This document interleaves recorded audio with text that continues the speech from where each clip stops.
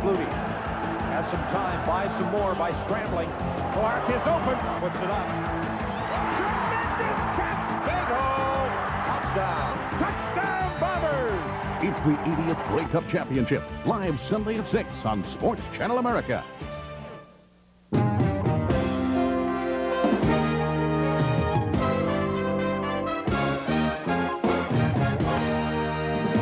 Heroes and memories are a staple of Grey Cups, and the 80th should provide some. There's the view heading towards SkyDome on the shores of Lake Ontario. Now we move inside. This picture being taken from the roof of the dome, providing a panoramic view. We're approaching kickoff, less than half an hour away now, so the fans are taking their seats. Some of these seats will be empty today, although Calgary fans have done their best to fill them, obviously. Neither the league nor Grey Cup organizers have made a secret about empty seats, but that should not be a statement on the potential for excitement in this Grey Cup game. Back with you now at SkyDome as the two best teams in all the land are set to battle for the Grey Cup, and for the next 3 or 4 hours, issues like expansion, budgets, threats of teams moving do not matter in the least. Only one issue does. It's right beside me, folks. It is this: the Grey Cup and the game they'll play for it. And is this not a fitting Grey Cup matchup? Calgary versus Winnipeg, each team led by a marquee player chock full of charisma. Doug Flutie versus Matt Dunnigan, the CFL's most outstanding player, versus one who's made a career of getting to this big game 5 times now in the past 7 years. Don Whitman and Joe Galat will describe the proceedings today. Don's working his 31st Grey Cup telecast, and Don, number 31 would feel a bit better if Kep was with us. Scott, you're absolutely right. We are, of course, disappointed that Dan Kepley is not in the broadcast booth with Joe and myself. However, we are encouraged by word from Calgary today that Dan's condition has been upgraded from critical to good. And, Joe, we look for continued improvement over the next few days. Yeah, we certainly do. And, Danny, get well soon. We want you back. Calgary and Winnipeg have never met in a Grey Cup game. During the regular season, they split the 2 games, Calgary winning handily at home, Winnipeg squeaking out a victory on their home turf. Does this have any bearing on what might take place today? Not really. This is the playoffs, Don. Whatever happens in regular season, that's only one game. This is for the championship, and I think it only means that either team could win if they're the best prepared. There is a bit of a difference in the 2 teams. I think Calgary has been on a mission ever since losing 36-21 to Toronto last year in Winnipeg. I don't think there's any question that at the end of that game, after Rocket ran that kickback, they said, hey, next year it's going to be our Grey Cup. The Winnipeg Blue Bombers, with 5 games remaining in the regular season, didn't know if they were even going to be in the playoffs, never mind the Grey Cup game. They're loose and relaxed. Yeah, and you got to really respect Urban Bowman, because instead of going into the locker room ranting and raving, what he said was, hey, guys, all we have to do is win 6 games. We're in the Grey Cup. As a former coach, general manager, you give either side the edge. Well, I give the edge on a couple occasions. I'll give the edge to the Calgary Stampeders. When you've got Doug Flutie, especially with the last minute to go in the ball game, you've got a chance. Great speed at the receivers. But hey, don't forget about Winnipeg's defensive linebackers and their linemen. They can put a lot of pressure on a quarterback. The Stampeders were primarily a passing team. Winnipeg in the second half of the season had a great running game. Oh, they look like a throwback. And they've got the huge line. I mean, they're not just big. They push people back, and with an excellent running back, the only thing they have to worry about on Calgary is that excellent secondary. The defensive backs of Calgary are very capable. So there you have it from the expert, Joe Galat, with his analysis of today's game and what might take place over the next 3 hours. Scott? Okay, Don, it's the Bombers' 4th Grey Cup appearance in 9 years. They won in 84, 88, and 90. Calgary's in this game for the 2nd straight year, but they have not won in 21 years, and so the Stampeders are nothing if not hungry.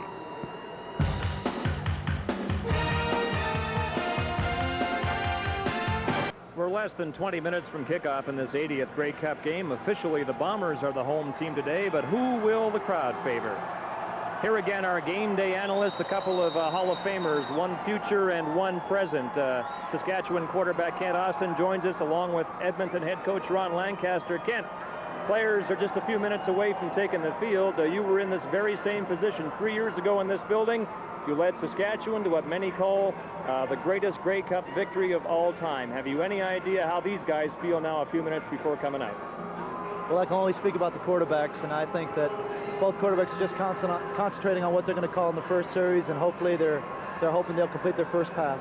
Ron, there is in the minds of many people, been a disparity of moods between the two teams this week. The Calgary Stampeders, all business. The Bombers went out of their way to show they were having fun. What do you make of that?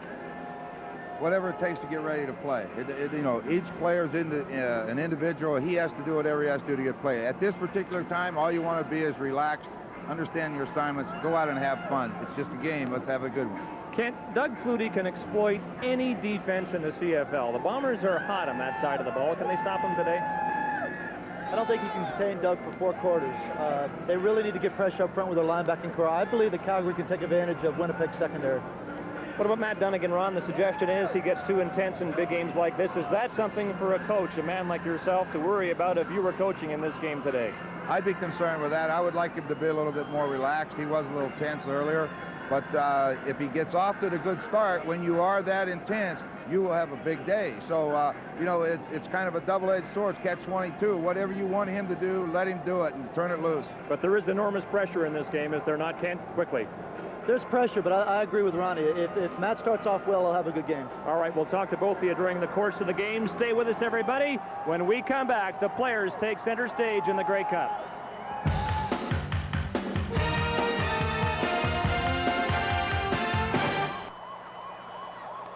Ladies and gentlemen, we ask you now to direct your attention to the southeast corner of the stadium for the introduction of today's starting lineups. D'abord, l'alignement partant offensif des champions de la Division West, les Stampeders de Calgary. At left tackle, number 60, Bruce Covington.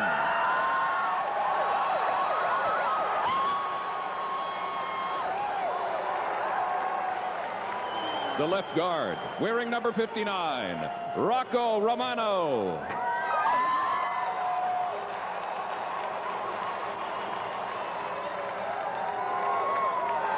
Number 56, the center, Doug Davies.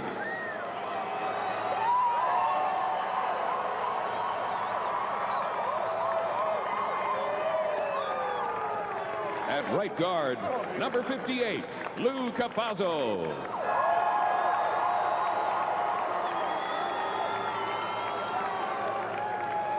Right tackle, number 64, Ken Moore.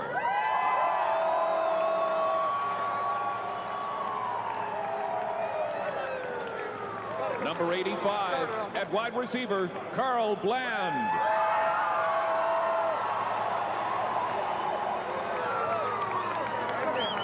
Also at wide receiver, number 83, Derek Crawford.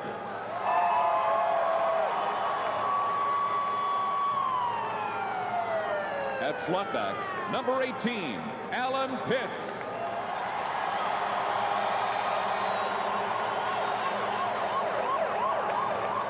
At the other slot back, number 25, David Sapunjas.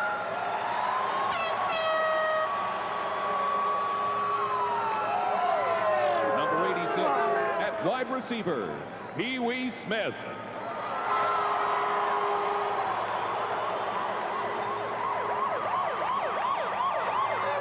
The halfback, number 23, Keevan Jenkins.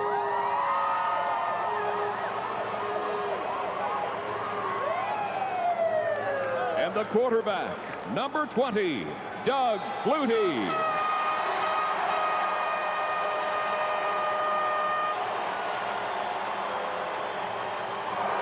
Coach Wally Bono and the rest of the Calgary Stampeders. Go, baby!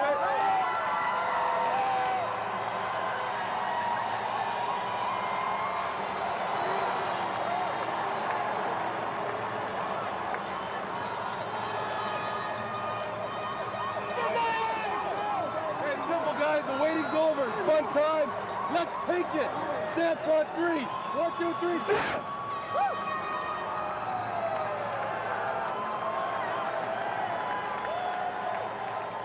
Maintenant, l'alignement partant effacé des champions de la Division Est, les Blue Bombers de Winnipeg. At left end, number 52, Mike Gray. Number 62, the nose tackle, Stan McElwass. At right end, number 99, Vaughn Booker.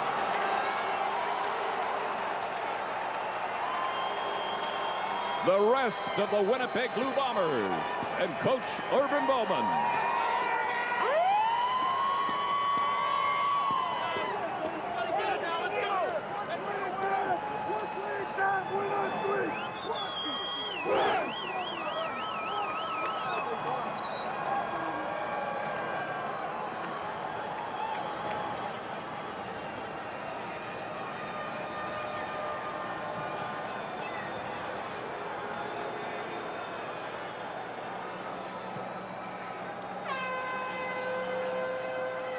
Now at center field, we ask you to welcome today's officiating crew. Les arbitres pour aujourd'hui, the referee, number 62, in his 8th Grey Cup game, Jake Ireland. Number 80, the umpire, Ken Pico. The head linesman, number 24, Bill Higgins. The line judge, number 41, Dave Hutton. The side judge, number 79, Bernie Prusco. Number 58, the back judge, George Black. Number 54, the field judge, Alma Coleman. And today's alternate official, number 70, Don Ellis. Am I throwing to...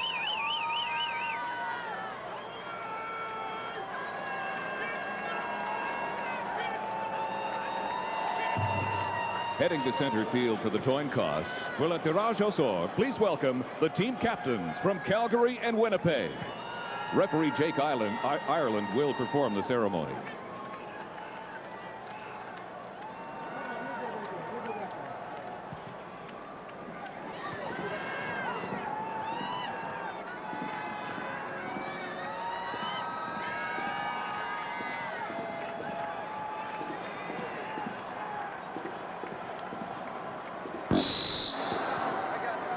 Good evening, gentlemen.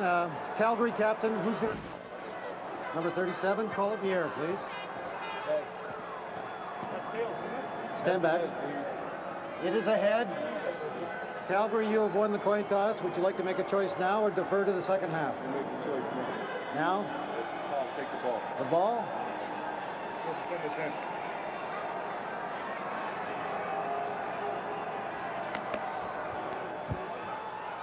Have a good day.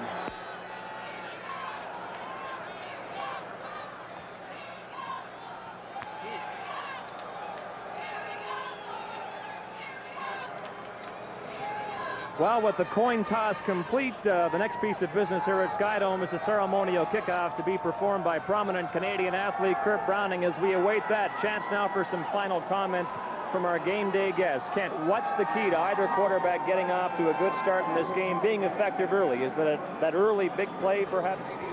I think it's more important for Matt than it is for Doug. I think over 4 quarters, Doug will play very consistently and play very well. Matt has a tendency, if he blows up early, not to play well as the game goes on. Ron, as a head coach, you've just led your team onto the field. What are you trying to do? Just keep things cool? Keep them relaxed, you know, let them play. If you're on offense, make some first downs. Get a feel for the game. Get into the flow. You got to get in the flow of the game, and then let it go from there. What would you have said to your players before they took the field? Have fun, man. This is what it's all about. Is it easy, though, Kent, to have fun in a Grey Cup game because the pressure is so immense? There's Kurt Browning, by the way, performing the ceremonial kickoff.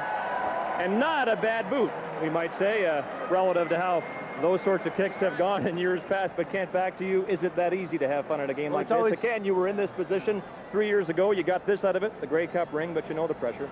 Well, it's always easier when you're playing well. I mean, when you start off slow like I did in the first quarter, you're not having too much fun. But I think as the game goes on and you get hit a few times, you complete some passes, most good quarterbacks will play well. We spent a whole lot of time here now talking about Matt Dunnigan and Doug Flutie. Who could the sleeper in this game be quickly from you, Kent? I think on Calgary side of the ball, Dave Sapunjas. Pee-wee Smith, kick returner. Linebacker covering him, they got problems. Okay, on the field now, we're all set for the national anthem. Jeff Healy is standing by. Ladies and gentlemen, please rise and join with BMG recording artist Jeff Healy and the Jeff Healy Band for the singing of our national anthem. Et maintenant, l'hymne national.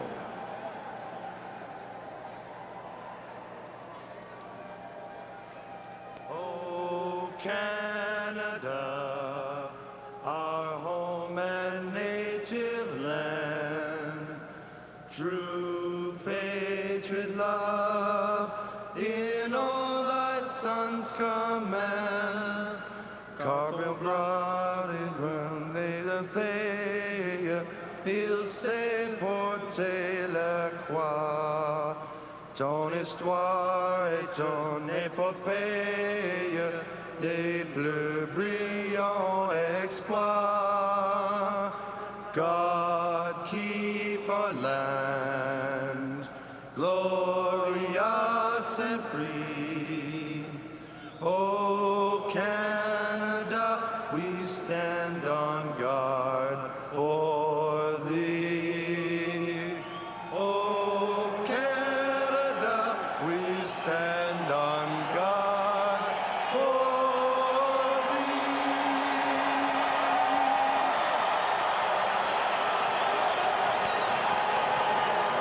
Well, that's all the pregame business. Only the game remains now. The 80th Grey Cup is next when we return to SkyDome in Toronto. Well, 2 months ago, the Bombers were 6-7 and not looking like a playoff team. Now, here they are in the Grey Cup, and it may be that Bob Molly appreciates this championship opportunity more than most of his teammates. That's because the veteran offensive lineman has declared his intention to retire after this game. He already has 2 Grey Cup rings. Can he make it a third in the final game of his career today? Now, here's Chris at the Calgary bench. Thanks, Scott. Here's the other Flutie in the CFL. Darren, a Western All-Star with 90 catches. Great year. You just had a chance to talk to Doug. How's he look? He looks good. He seems real relaxed, which is a good sign. So he should come out throwing the ball pretty well. From Heisman's to Hail Marys, how does the Grey Cup fit into what has been an illustrious career so far? Well, he's real excited about this game. I think anytime you play for a championship within your league, it's a great thing to accomplish, and he's real excited. And Brother Bill's writing about it in one of the Boston papers, I understand. Yeah, they're real interested back in Boston, what goes on with Doug. They've always been interested in Doug and everything he's accomplished, so they're going to be interested to see how it goes. And Doug tells me that you're going on tour with them, a little rock band music in the off-season. Darren, thanks for joining us. We're headed upstairs to Don Whitman. Thank you, Chris. Hi again, everybody. The 2 first-place teams, East and West, Calgary 13-5, Winnipeg 11-7, playing for the Grey Cup. The first time that has happened since 1985. This is the second Grey Cup game to be played at SkyDome. We can only hope that it equals the drama and excitement of 1989. Interim head coach Urban Bowman, his first Grey Cup appearance as the man directing traffic behind a team bench. Wally Bueno has played in a Grey Cup. He twice has been on the winning side in 1974 and 77, and this is his second Grey Cup appearance as a head coach. He would like to rectify what took place at Winnipeg Stadium last year when his Stampeders lost 36-21 to that man and the Toronto Argonauts. Dunnigan, of course, with the shoulder injury that prevented him from playing in the Eastern Final, and then a late-minute starter for the Toronto Argonauts in the Grey Cup game itself. Doug Flutie last year with the BC Lions. He was unable to take his team to the championship game, but this year, wearing the colors of the Calgary Stampeders, he has made it to SkyDome and the 1992 Grey Cup championship. And what a contrast, Don, when you look at Matt Dunnigan. His eyes are wide open, and Doug Flutie looks like he might fall asleep, but don't you count on it. I know what he'd like to do. Send a message to the Winnipeg defense that they're going to have to cover all 5 receivers. Really no choices to make following the coin toss. Weather conditions, of course, are not a factor inside the SkyDome, and the Calgary Stampeders, winning the toss, wanted the ball to start the football game, and Troy Westwood kicks off. The game is underway. Pee Wee Smith on the kickoff return is brought down as he gets to the 35-yard line. That's where Calgary will scrimmage 1st and 10 after an 18-yard return by Pee Wee Smith. And Doug Flutie has the 5-receiver pack in the lineup. He's only got 1 back, and that back is going to have to do a job of blocking to keep those linebackers off of Doug Flutie so that he can get some of those touchdowns he's famous for. Flutie, the fastest in the CFL as a quarterback to pass for over 15,000 yards, a feat accomplished in just 3 seasons. Flutie out of the shotgun is throwing deep for Crawford. He's got it.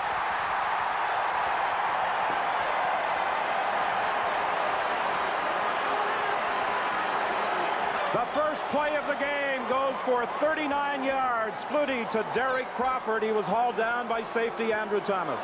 And that may be an omen of what we're going to see out of Derek Crawford. Derek Crawford is that guy who has been silent the last few weeks. Doug Flutie got a lot of pressure by Vaughn Booker, but he was able to put enough air under the ball that Crawford got underneath it. Back to the live action. McVeigh comes into the ball game. Kevan Jenkins takes the handoff, and he's stacked up right at the line of scrimmage. Vaughn Booker made the initial contact with Kevan Jenkins. 3 1,000-yard receivers in the lineup of the Calgary Stampeders. The first time that has happened in Calgary team history. An offensive line, with the exception of Ken Moore, revamped from the team that faced the Argos in last year's Grey Cup game. Even Moore switched from the left to the right side. Penalty flag on the play. Flutie was looking at 2nd and 9. Vaughn Booker is pointing to Calgary, indicating that there was movement, but let's listen to the man in charge, Jake Ireland. Outside, Winnipeg number 52, still 7 down. It's interesting how often those defensive players try to convince the official that the other guys moved. This is the way they line up, and it was Mike Gray who moved prior to the ball being snapped. The strength of Winnipeg's defense is their linebackers. Flutie rolls, throws, just out of reach of Dave Sapunjas. He was being covered by Bobby Evans. There is a feeling among many that the Calgary offense will be able to exploit Winnipeg's defensive backs. Rod Hill, the only member of Winnipeg's defensive unit to be named to the All-Star team. And so far, Don, they haven't gone after Rod Hill. Many people thought Sampson and Hill would be the side they're working. That was the first pass they threw to their right. Mark McLaughlin will attempt a 37-yard field goal. McLaughlin, the CFL scoring leader this year, puts the Stampeders on the board. A 37-yard field goal, and Calgary leads by a score of 3-0 with 12:44 remaining in the opening quarter.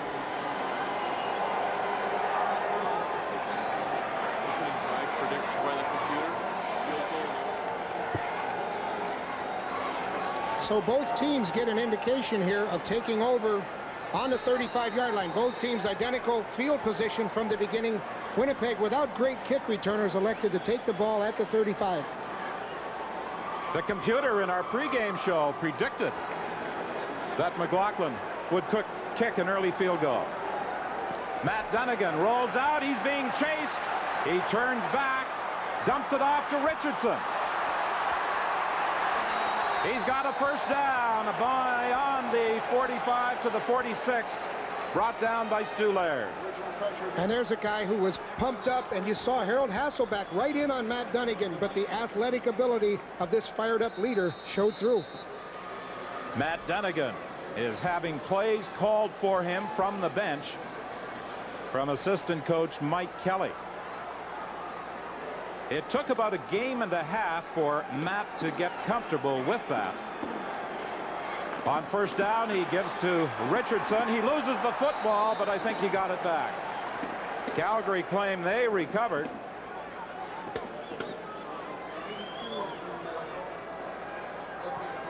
But Richardson did come up with the ball. Kelly was saying it's very important that the quarterback and the assistant coach be on the same wavelength.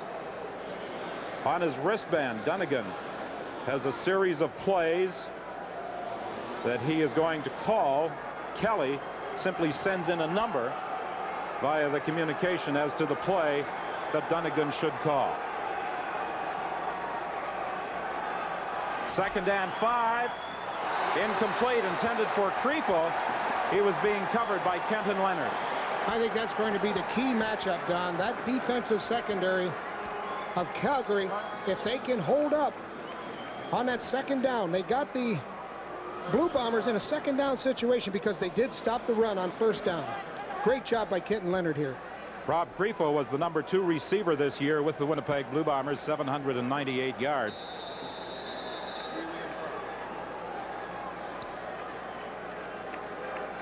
Bob Cameron stands at his own 36-yard line for this third down kick. High punt.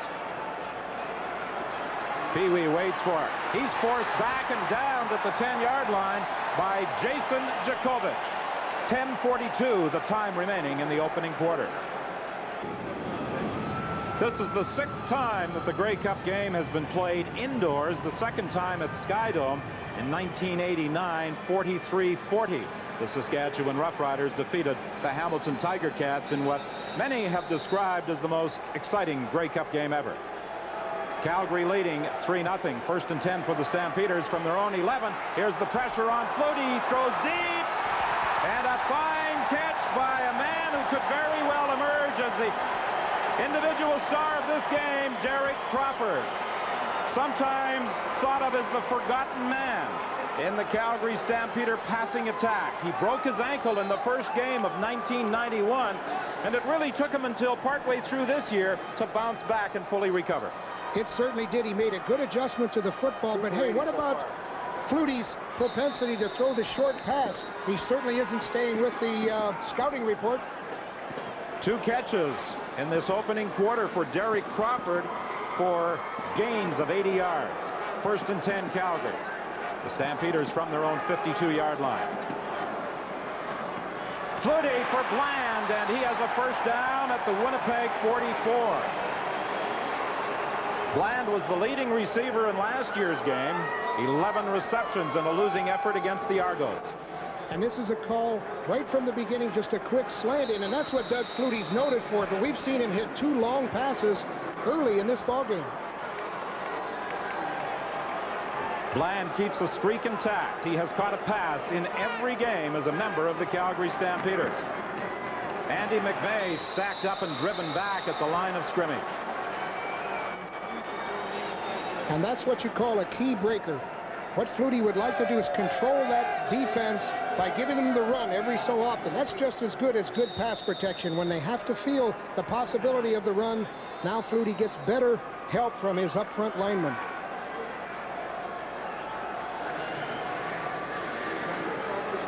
Out of the shotgun formation, 3 receivers line up wide to the right. 2nd and 10. Flutie is throwing deep for Bland, just beyond his fingertips. He was being covered by Donald Smith. And he's upset. There was a collision midway down the field, and he knows he would have had that reception had Donald Smith not bumped him. Just barely off his fingertips. And Donald Smith made, and you're allowed to take 1 hit at the defender as long as you're defending your zone. And here it comes. Now, that's not what you'd call a bullet pass, is it, Don?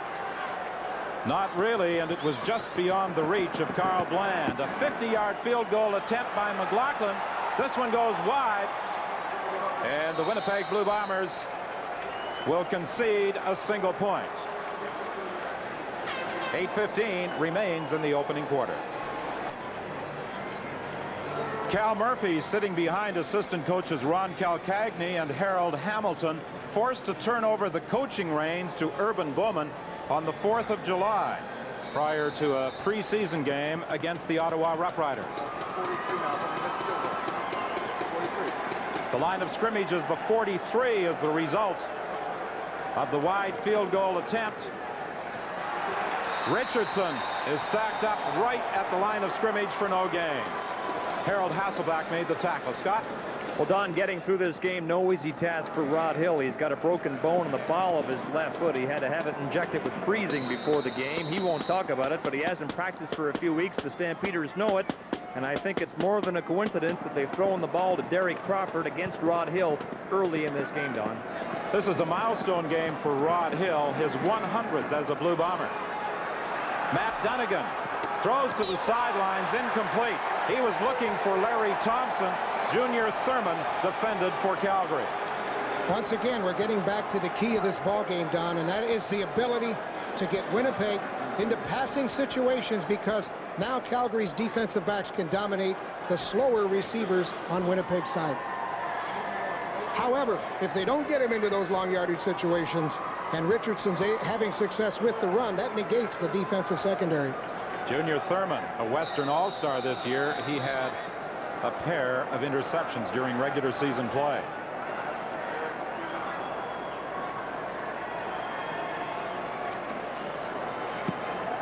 Another fine punt by Bob Cameron. Crawford tries to get to the outside, now cuts back into the middle, and he's upset at the 34-yard line. Well, that's a great matchup. You've got excellent kicking from Winnipeg and really good returners on that Calgary side. A 21-yard return for Crawford. In each of the last 2 games, Crawford has returned a punt for a touchdown, but it has been wiped out by a penalty flag. While Mike Kelly helps Matt Dunnigan call plays, assistant coach John Hufnagel calls a good portion of the plays for Doug Flutie. And Flutie, in accepting the Outstanding Player Award on Thursday night, acknowledged the job that Hufnagel has done this year. Keevan Jenkins carries to the 35-yard line. And that is just trying to establish the fact that they can run with the football. But one of the things that's taken Winnipeg out of their defense is they've got James West out here covering a wide receiver. West told Urban Bowman prior to the game that he would have a good one today. And in the past, when he has claimed that he would play well, he has lived up to his boast. Flutie throws for Pee Wee Smith. He's got it. He took it in front of Bobby Evans at the 47-yard line. Another big play for Calgary, 28 yards the gain. And Doug Flutie is taking full advantage of what we call a dash situation. He will come back. He's getting a block from his back, cracking back, and then he will come around to the outside, giving him enough time to get the ball deep downfield. And how about Flutie getting that ball as deep as he has in this game? One of the coaches said one of the problems in playing Flutie is you can't coach against impromptu. Sapunjas is caught by Thomas. Very close to a 10-yard gain. And that's the guy Flutie will go to most often when he's in trouble, Dave Sapunjas. They actually had an outside pass rusher unblocked, and Sapunjas knew Flutie was in trouble. Good communication between the two. Sapunjas, the first non-import since Jerry Shaw in 1972 to catch passes for over 1,000 yards for the Calgary Stampeders. He has had a career season, 2nd and a yard. Flutie will keep. He'll get the first down, driving to the Winnipeg 35-yard line with 5:04 remaining in the opening quarter. Well, there's the chairman of the board. If they just came on a business trip, then Wally Buono has to be the chairman of the board. And I guess you'd say Doug Flutie might be the president. Calgary has totally dominated opponents this year in the opening quarter. Not until the 9th game of the year did they allow the opposition a first quarter touchdown. 11 times during the year, they shut out the opposition in the opening quarter. Here's pressure. Flutie throws for Crawford, just beyond his reach. That was an all-out blitz. When you get an all-out blitz is when the safety comes out of his position and covers one of the receivers. The advantage that Flutie has with 5 receivers, he can read the blitz. He knew it was coming, nearly had a touchdown. Darrell Sampson was coming from his halfback spot. Flutie had to unload looking for Derek Crawford, and it was just beyond his reach with 4:19 remaining in the opening quarter. It's 2nd and 10. The ball is at the Winnipeg 35. 6 receivers in the Calgary formation. Flutie throws to the left for Sapunjas. Touchdown!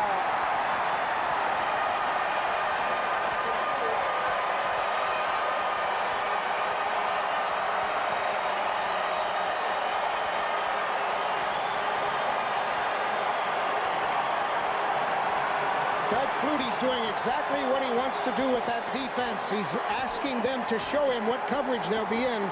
And so far, they've had to do it. They have excellent receivers on both sides. And he went to Sapunjas because the other side had the defensive back. He's going away from the side of the defensive back coverage So he's reading Andrew Thomas. Whenever the safety comes up in coverage, Doug Flutie knows he's got the touchdown. And Dave Sapunjas said, I'd love to be an outstanding player in this game. He has Calgary in front, 11-0.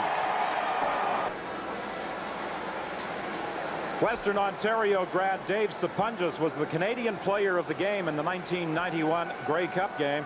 His hair has started to grow back in, Joe. He shaved his head when he was having difficulty scoring touchdowns earlier in the year. For a time, it looked as though he might be a 1,000-yard receiver without a single touchdown. But Sampson is back. Bruce Plummer on the kickoff return to Winnipeg fights his way out to the 38-yard line. Let's take another look at the Sapunjas touchdown, a 35-yard strike from Doug Flutie. And Flutie read blitz, so he knew he was getting one-on-one coverage. Andrew Thomas on Sapunjas, and Sapunjas doesn't want to win the outstanding Canadian. He wants to win the outstanding player. A career season for Dave Sapunjas, number 6 in CFL pass receiving statistics. And so far, the Calgary Stampeders have not gone to the man who led the league in pass receiving, Alan Pitts. Penalty flags fly before Matt Dunnigan can get the ball away.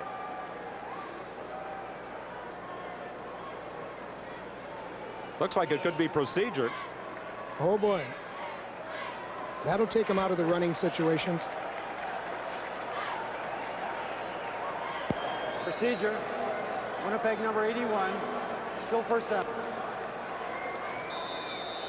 Urban Bowman did not want his team to self-destruct, and penalties can be difficult to contend with.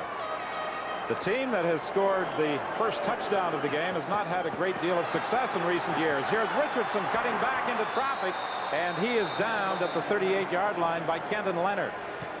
Richardson is not only an outstanding runner, the only 1,000-yard rusher this year in the CFL, but he's a pretty good pass receiver. He can do it all, Don. He's a great blocker, good pass receiver, and that was just a long handoff. If they can get him out to the outside like that and take advantage of his athletic ability, the big thing they have to do is not get themselves in second and long yardage. He recovered the 5 yards that had been lost in the penalty.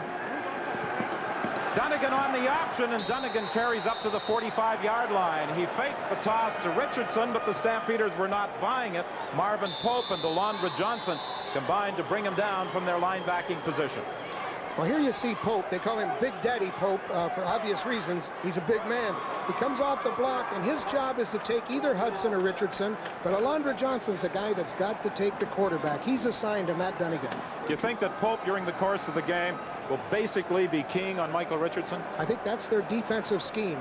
He's going to be sending his down lineman in a certain direction, but he'll always go to where Richardson is.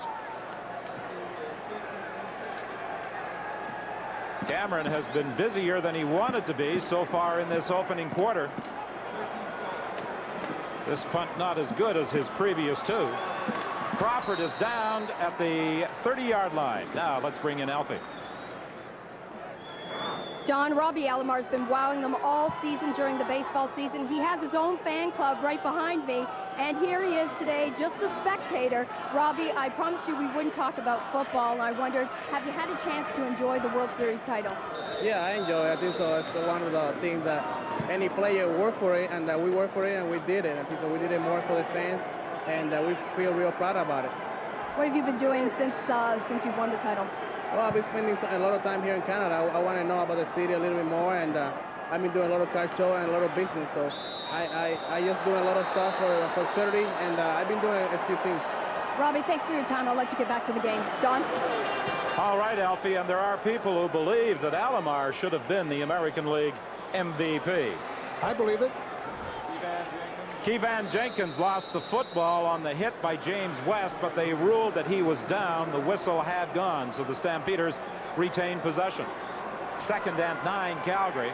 The ball just shy of the 32-yard line. Flutie operating out of the shotgun. He has been most effective with this six-pack. 3 receivers to either side of the field, and he completes another. The first to Alan Pitts, but they rule he had stepped out of bounds before making the catch. So Calgary will be forced to punt for the first time. Scott?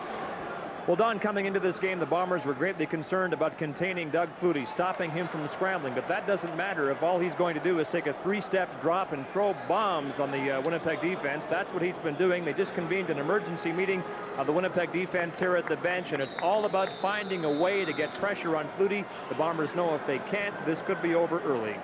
The Bombers may have to change their blitzing package if they are going to cause problems for Doug Flutie this afternoon.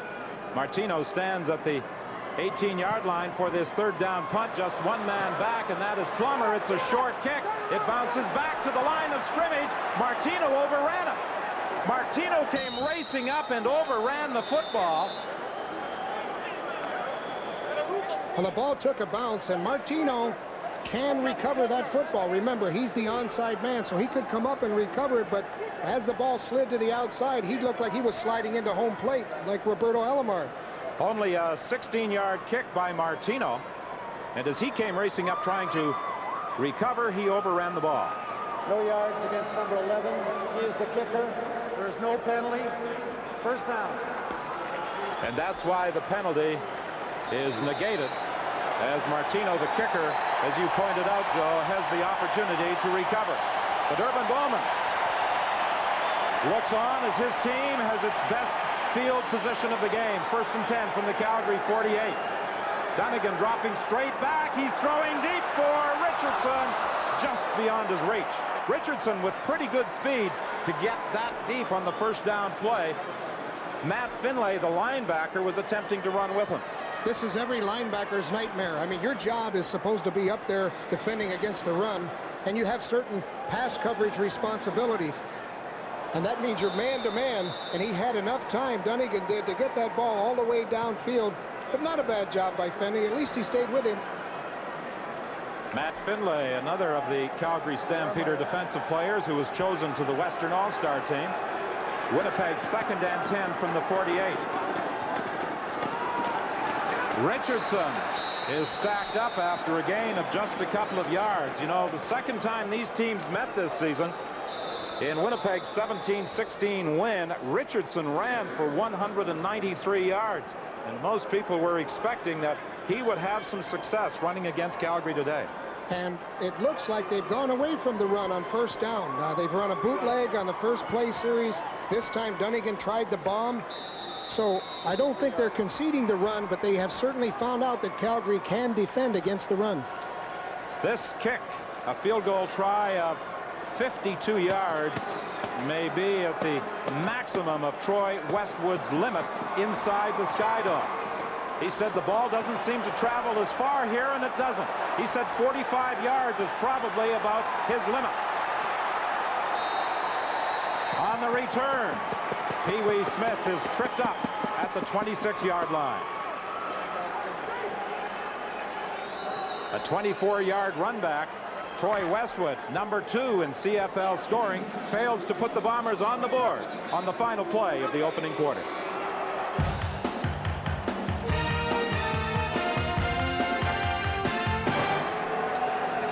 Wherever you're looking in on this Grey Cup Sunday, we hope you're enjoying the action from SkyDome in Toronto as the Calgary Stampeders take an 11-0 lead into the second quarter. And they will scrimmage 1st and 10 from their own 25-yard line.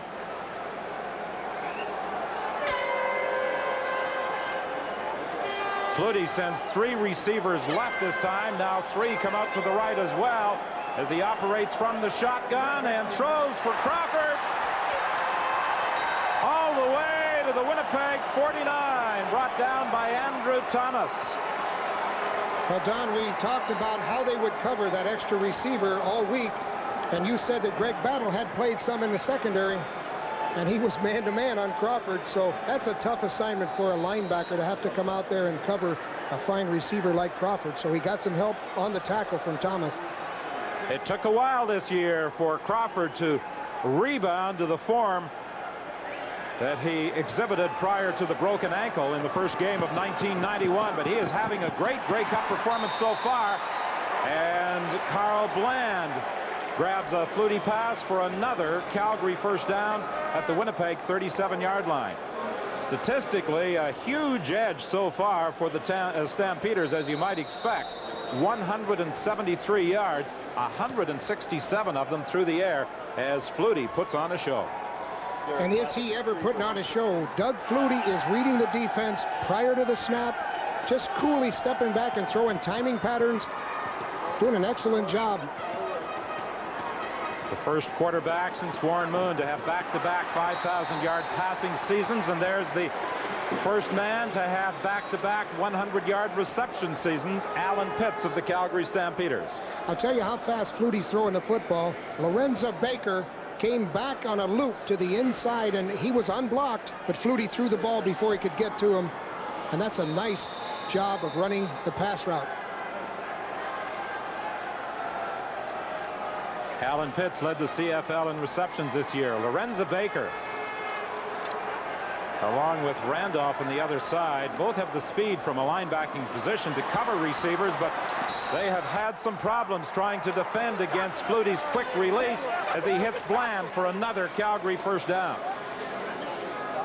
Well, there's Wally Buono, and what he's trying to tell him is that you got to throw that football out here because one of those guys is uncovered. You got to put as many defensive people out there as you've got offensive receivers, and they didn't do it. Urban Bowman was saying that one of Flutie's strengths is that he does so many good things after the ball is snapped. It appears, though, Joe, he's reading Winnipeg's defense pretty well thus far in the game. Pee Wee Smith gets a block from Crawford and then is forced out of bounds by Darrell Sampson. Excellent job of reading, as you said, Don. And what we went into this ball game expecting was that Matt Dunnigan would be the guy to do the reading and to throw the long passes. But hey, Flutie's been throwing some long balls.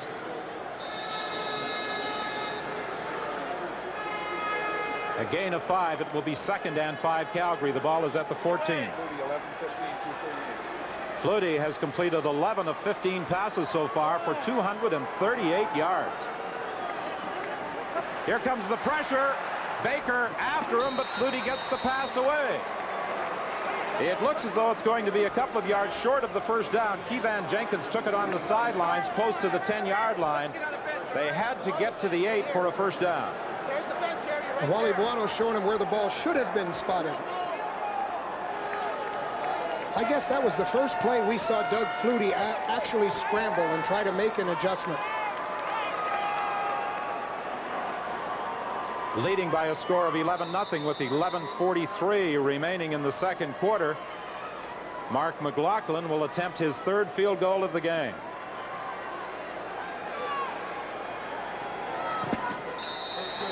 Out of the hold of Steve Taylor, it's good. And the Stampeders are out in front by 14. On Thursday night, Doug Flutie was named the CFL's outstanding player for the 2nd year in a row. The way he has started this football game, it appears he's intent on also becoming the outstanding player of the Grey Cup game. And following the game, we will be presenting the Chrysler Outstanding Player of the Game. The winner will receive the keys to a 1993 Intrepid. Winnipeg 1st and 10 from the 35.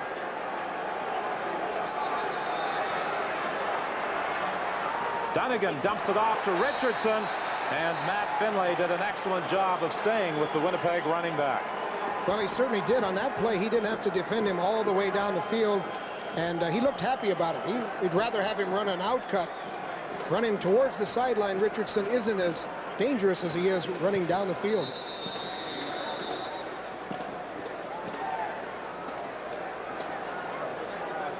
.10:54 is the time remaining on the scoreboard clock. Referee Jake Ireland has gone to the official timekeeping bench to confer with the officials.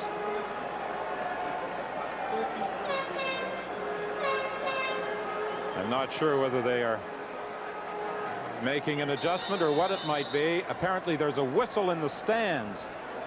One of the spectators has been blowing a whistle that has been causing some confusion on the playing field. There were a few whistles in the hotel last night when I was trying to sleep.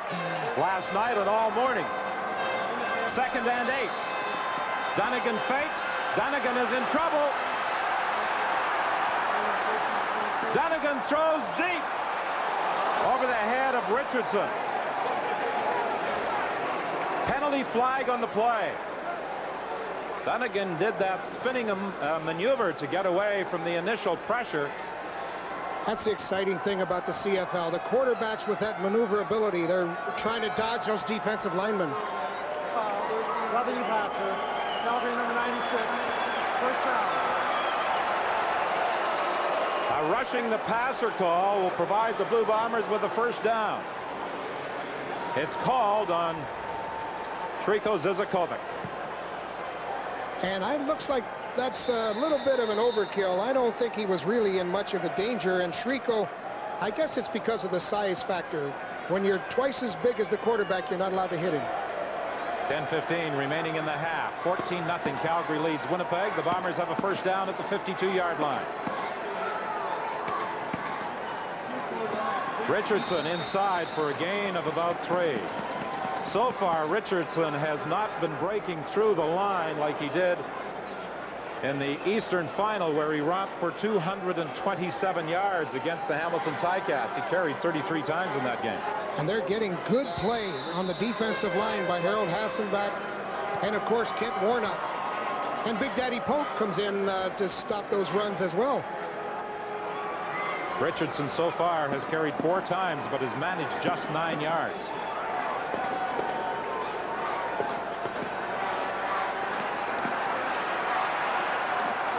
On second down, penalty flag on the play as Alphen took a hit in reaching for the football. And Junior Thurman took a piece of Alphen. He didn't let him get downfield. Darrell Hall was there as well. Hall, for a good portion of the year, was playing a linebacking position. And it may have been Hall's hit that did the damage to Gerald Alphen, and indeed it is. Well, there's no pads where Darrell Hall came up to hit Gerald Alphen. That's the soft spot, and that hurts. Gerald Alphen missed the first half of the season. A free agent signing by the Winnipeg Blue Bombers on September 9th. 9:22 remains in the half. Tell you one thing that separates Toronto and Winnipeg. Winnipeg is a CFL town with their team several thousand kilometers away from home at SkyDome today. There are several thousand supporters holding a huge Grey Cup party inside the Winnipeg Arena. They're watching the game on giant TV screens, and with the Bombers trailing 14-0, Don, they're about to find out what their team is made of. And as they look on, Scott, I'm sure they're relieved to see, as are all Blue Bomber fans, that Gerald Alphen apparently is okay and will be back. Richardson, the ball carrier. This is the deepest penetration the Bombers have made. The pass interference call against Junior Thurman, producing a gain of 21 yards. And Richardson carries for about 4 more. It will be 2nd and 6. Marvin Pope, the middle linebacker, came over to make the tackle. What they're doing is Richardson is going to follow. He's going to just follow his offensive guard. And if he gets the big blocking out there by David Black, right there on Alondra Johnson, Pope was left to make the tackle. Winnipeg 2nd and 6. The Bombers trail 14-0. Hit screen intended for Thompson, and Alondra Johnson did a fine job of getting over to cover. Larry Thompson, the intended receiver. Well, that's a tough call. I mean, it's 3rd down and about 7, and they're trying to throw a pass that only covered 1 yard and then make him run the rest of the way. Alondra Johnson would have nothing from it. Troy Westwood will attempt another field goal. This one within his range. It will be a 38-yard try. He was having difficulties in pregame warm-up from beyond the 45-yard line. This one is blocked. Junior Thurman has the ball, and he's brought down at the midfield stripe.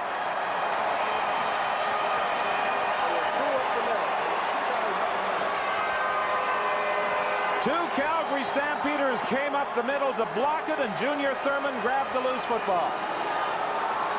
And what you have to get in here, your center has to snap that football and get it off quickly, but you've also watched the penetration inside. Those linemen have to stay square. They didn't do it.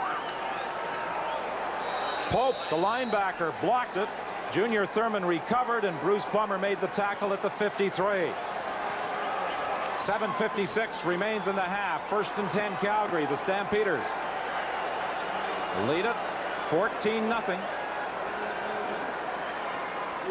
Keevan Jenkins will get a gain of 6, maybe even 7 yards. Pope had an outstanding Western final against the Edmonton Eskimos, and he's continuing the fine play in Grey Cup 92. And that weight, 258 pounds, belies the kind of speed that this guy has. He's got tremendous power and speed. Flutie is looking at 2nd and 3 from the Winnipeg 50-yard line. He fakes inside. His pass intended for Carl Bland is incomplete.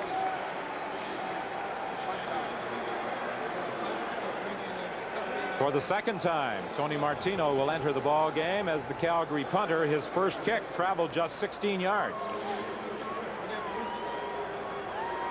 Stampeder owner Larry Rickman has to be very pleased with what he has witnessed thus far. Last year, his team won the statistical battle, but lost the football game to the Toronto Argonauts 36-21.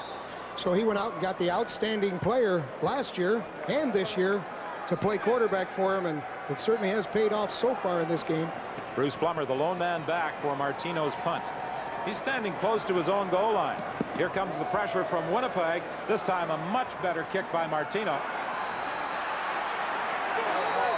Plummer is down at the 15-yard line. That's where Winnipeg will scrimmage 1st and 10 with 6:44 remaining in the half. Back at SkyDome, it's 14-0 second quarter for Calgary, and what will be the final Canadian Football League game for veteran Stu Laird as well as Greg Peterson, both Canadians in their 9th year looking for their first rings. They were going to tell their teammates prior to the game that this was it, and then they thought maybe that would be putting too much pressure on their teammates. Don? Peterson, who will embark upon a law career. Stu Laird is a Calgary fireman. Dunnigan overthrows Gerald Alphin, who is back in the ball game for the Winnipeg Blue Bombers. He was being covered by Kenton Leonard. And wherever Matt Dunnigan goes, Alondra Johnson goes. Look at that statistic. Total domination so far by Calgary. Winnipeg has had problems getting the ball to anybody but Michael Richardson.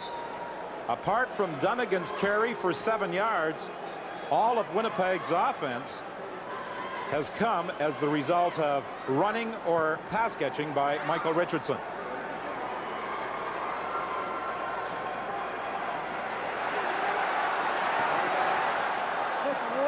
Dunnigan's sideline pass to Warren Hudson. This will be close to a first down, depending on the spot. It looks as though it's beyond the 25-yard line, and it is a Winnipeg first down. And Matt Dunnigan had to reroute his drop back because Kent Warnock got in the way, so Matt rerouted himself, and then he got the ball out to the big guy. Warren Hudson, he's a capable guy. He can block, catch the football, and he's not a bad runner. He was named the outstanding player in 1990, the outstanding Canadian player for Winnipeg in the Grey Cup game. 5:34 the time remaining in the first half. The toss to Richardson, and Richardson is being very well defended by Alondra Johnson and Kenton Leonard.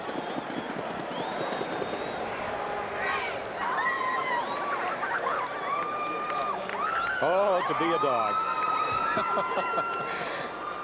Well, there's another guy getting thrown around, Marvin Pope.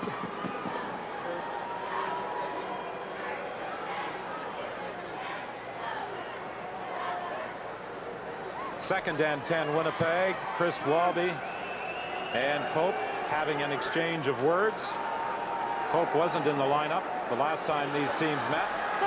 Dunnigan throws deep for Alpha. He can't catch up with it. And Dunnigan took a hit as he unloaded from Marvin Pope. That was a delayed blitz, Don. And Dunnigan was dropping back. Everybody was blocked up. Marvin Pope came in at the last minute and really unloaded his 258 pounds on Matt Dunnigan. And you know, Urban Bowman said Matt Dunnigan's healthier than he's been all year. Maybe not after Marvin Pope hit him. Not only is Calgary racking up the numbers statistically, but they are playing a very physical football game. That's a bad landing right there.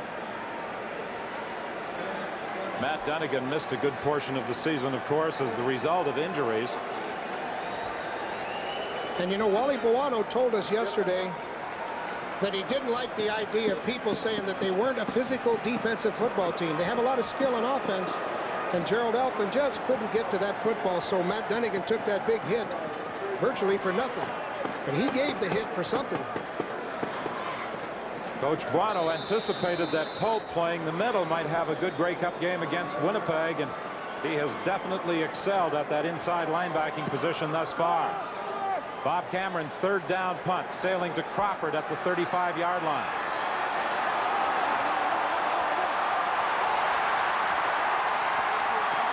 Crawford forced out of bounds, and there's a penalty flag in the play. Brendan Rodgers took a hit and went flying out of bounds.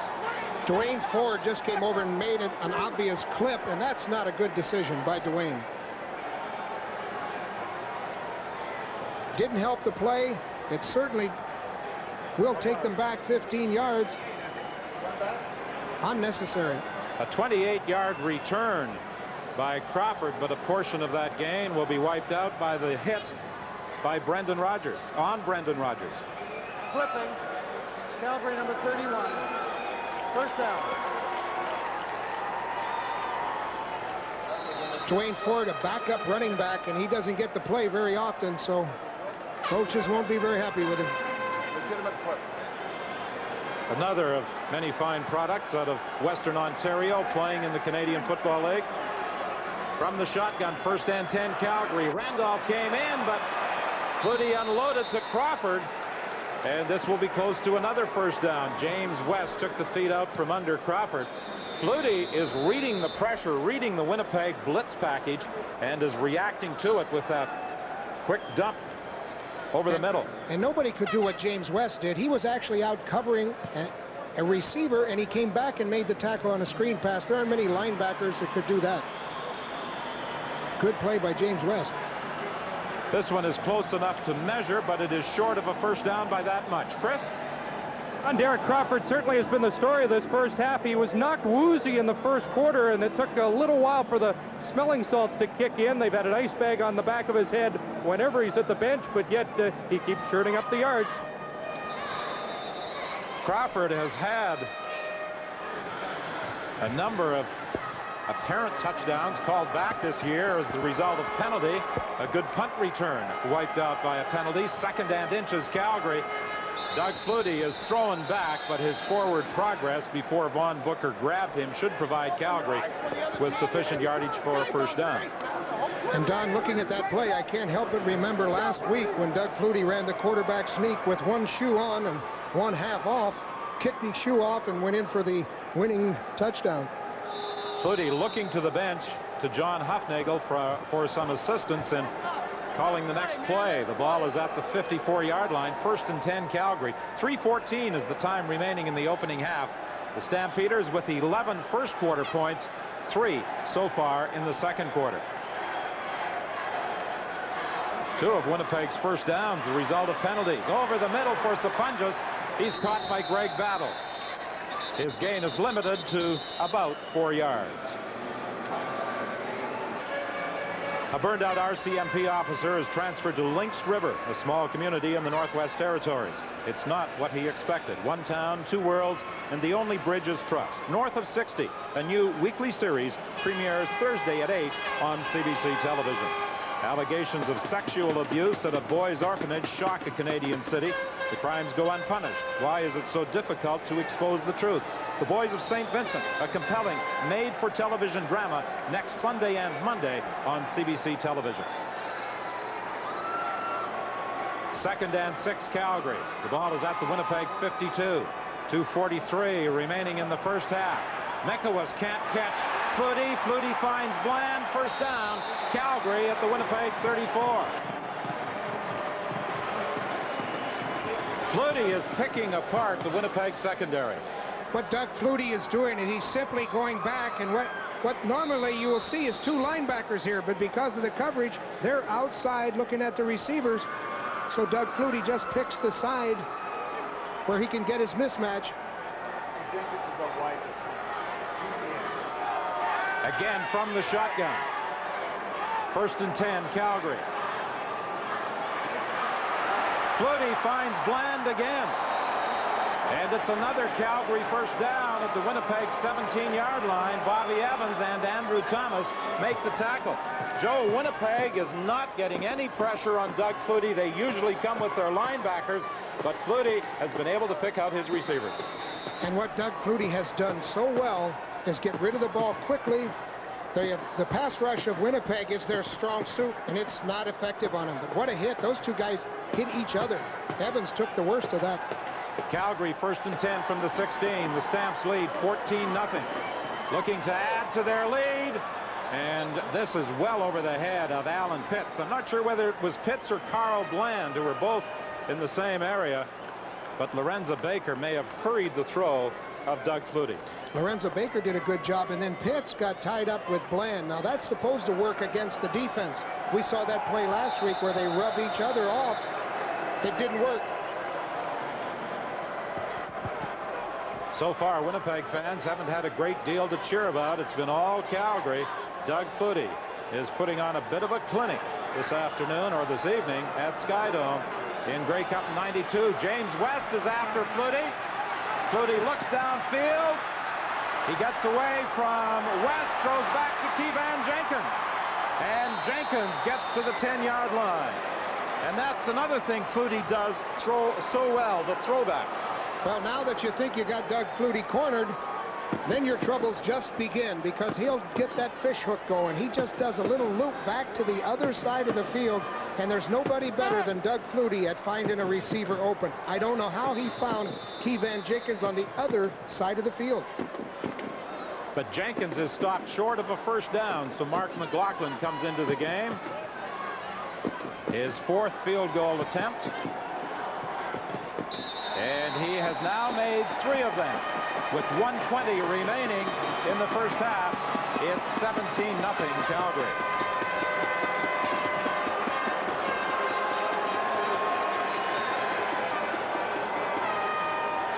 Now it's really important for Winnipeg to establish something. They've got to come back offensively. This is like a boxer that's been taking a lot of blows.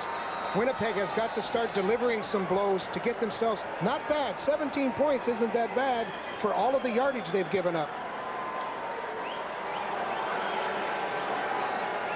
Matt Dunnigan has apparently recovered from the hit on the last offensive series from Pope. He gives the ball to Richardson, but Richardson simply cannot get on track. Scott? Don, in our Grey Cup edition of Live at the Half today, we're going to go live to Boston to talk to Doug Flutie's college coach, Cowboy Jack McNell, and we'll be here at SkyDome on the field to watch Dan Hill and Celine Dion in a command performance. I saw the rehearsal earlier today, and they were outstanding. As I said, we'll talk to Jack McNell, and our game day analysts, Kent Austin and Ron Lancaster, will have lots to say about Doug Flutie's first half performance, I'm sure. Pass complete to Gerald Alf, and there was a penalty flag on the play. That'll be offensive pass interference. They tried the pick play, the old basketball, rubbing him off, and they got caught. Larry Thompson is guilty of the pick.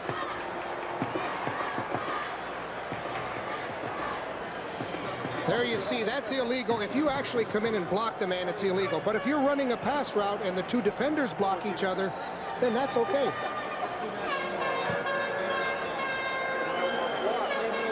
See, Thompson is not very deceptive. He went right after him. That's no-no. Larry, you have to be a little more discreet. And this is bad because it takes Winnipeg out of their ability to run the football. Their big linemen really are negated. 2nd and 18. Dunnigan dropped for a loss. Kent Warnock, the Warrior, got to him. Well, the Warrior's been banged up and injured this year, and he had an opportunity to play well, and he is playing in this game. He's done some good things on the run. He's done some good things on the pass, and look what happened to Gerald Elfin. He gets chucked at the line of scrimmage, boom. Then A.J. chucks him again. He's never getting an opportunity to get open. Signing autographs this afternoon, the star of Grey Cup 91 at Winnipeg, and the last man to return a kickoff in the CFL for a touchdown, Raghib the Rocket Ismail. He looks like he could get open.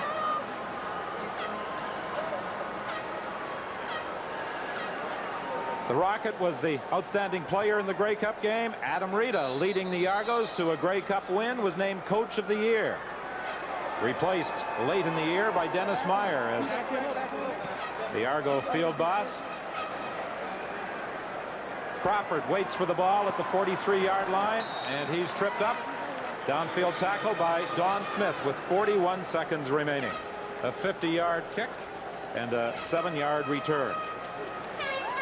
Well, the Calgary Stampeders are in front by 17, and the team leading at the half has lost 3 of the last 5 Grey Cups.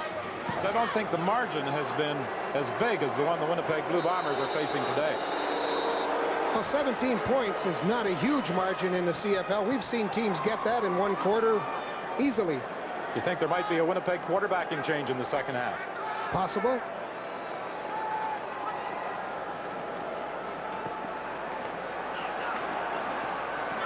Flutie's pass is knocked down. Paul Randolph got a hand up. If they can keep Flutie in the pocket, Winnipeg defenders try and get their hands up to prevent Flutie from throwing down the lanes. Here's James West. Now he's trying to chuck those receivers, and wow, he got a good hit on Sapunjas. Used to be easy to play wide receiver. You can take a lot of hits as you're attempting to get into your pass pattern. This play doesn't get underway. There's a penalty flag prior to the ball being snapped with 35 seconds remaining in the half. And I'll bet, they haven't said it, I'll bet you Doug Davies is flexing his arm just a little bit on that shotgun formation. That's the second time they've jumped off sides when Flutie lines up deep in the backfield. So I would give Doug Davies a little credit for faking the snap. The second time that Mike Gray has been the player caught. Flutie sidearms it to Alan Pitts. There's a penalty flag at the 50-yard line. Pitts will have a first down pending the penalty call. Holding against Calgary with 28 seconds remaining. Scott talked about the interest in this game in Boston, and we say hello to all viewers in the United States who are watching today's game on Sports Channel America. Especially those in New England, close to Flutie Pass, Natick, Mass. The Flutie family is here watching Doug perform today, and he has put on quite a show thus far in Grey Cup 92. Second and 15 out of the shotgun. Flutie throws deep, well over the head of Carl Bland. Again, he may have been hurried in throwing the ball by Paul Randolph and Lorenzo Baker, as the 2 linebackers were both coming from the outside. Looks like a little bit of strategy change on the part of Winnipeg. They're not so much concerned with the coverage, allowing their free safety to get involved in the coverage. That frees up the linebackers to rush the passer. So I think Urban Bowman is saying, let's go for it. And Mike Kelly saying, let's get some points on the board. Bowman and Kelly already thinking about what they might discuss and plot at halftime, hoping to change the way this game has developed thus far. Plummer fields the ball, and there's nowhere to go, although he breaks contain and gets to the outside, forced out of bounds. It initially looked as though he was going to be stopped by Doug Brewster. With 10 seconds remaining, he was able to spin away and get to the sideline. Well, remember who's the coach for Winnipeg now. Urban Bowman, the inventor of the playground play. Could he have something up his sleeve with 10 seconds to go? I really don't think so. I believe he'll be quite content to go to the dressing room and try and regroup, try and get something going in the second half. As you said, 17 points is not insurmountable. Intended for Thompson, deflected by Junior Thurman. And it's a good thing he got a finger on it, because Thompson, with his speed, had maneuvered in behind Thurman. But on the other side of the field, Winnipeg had a receiver wide open.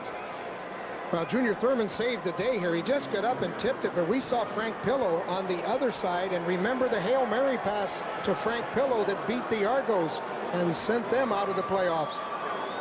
You think Pillow's coming back saying to Dunnigan, hey, I was wide open on the last play?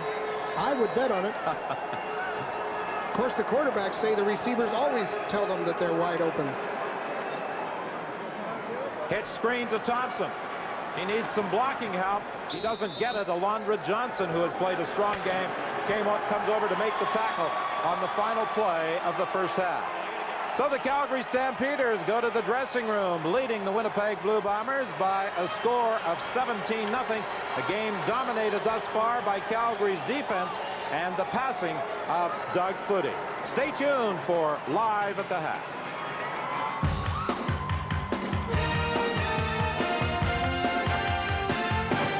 All right, Chris, the Winnipeg Blue Bombers facing a 17-point deficit to start the second half, and they will get the football as McLaughlin kicks it off to Plummer. And Plummer is hit hard at the 35-yard line. The man who brought him down was Pee Wee Smith. Well, the computer projected 94 yards for Calgary in the first half. They actually had a whopping 312. And Winnipeg did not come close to what the computer had projected, 55 yards as compared to 141. This is the statistical story of the first half, and it's been all Calgary. Matt Dunnigan continues at quarterback to start the second half. The handoff to Richardson. The first time he's been able to break into the open this afternoon. That's a gain of 13. That's exactly what Winnipeg's going to have to do, is to get those big guys out in front and let Mike Richardson have those good first downs. A big key to this ball game will be Richardson's ability to run on first down with some big linemen in front of him. Richardson with just 29 rushing yards so far today. On first down, Dunnigan is going to air it out. Incomplete, intended for Thompson. He was being covered by Junior Thurman. Thurman has done a pretty good job in defending against Thompson, Winnipeg's only 1,000-yard receiver. Well, I think he's sitting out there in the corner and he's trying to take away anything deep. If you play all deep passes against him, then you've got an opportunity, and Thompson has been a deep threat, and they know Dunnigan loves to go for the bombs.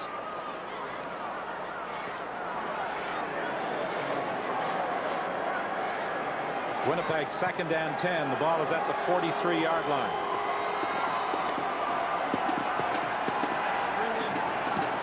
Incomplete, intended for Pillow, and Dunnigan was throwing that time into double coverage. And that is the strength, once again, of the defense of Calgary. They love to come up there, double cover on the wideouts. And here comes Pillow as he breaks back to the inside. You can see right there is Peterson waiting for him. Anthony, Kent, and Leonard were also there.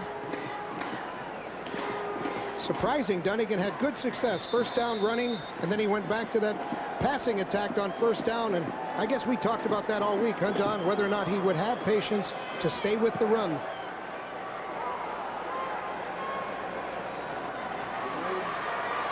Pee Wee Smith is forced out of bounds by Matt Pierce. Scott? Well, Don, no paint-peeling lectures from Urban Bowman to his players at halftime of this game with them down 17-0. You may be surprised to learn what it was he did. He walked into the room, turned the lights out, and said, "Gentlemen, no talking. Sit here in the pitch black and visualize what you must do in the second half of this ball game." I don't think he was suggesting anything like that. Goodness sakes. Better turn the lights back on.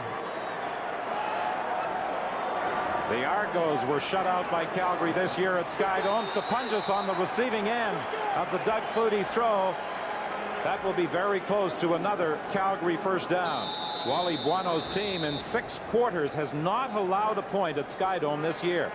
Well, is the quarterback good or are the receivers good? In this case, I'd say that was a receiver's catch.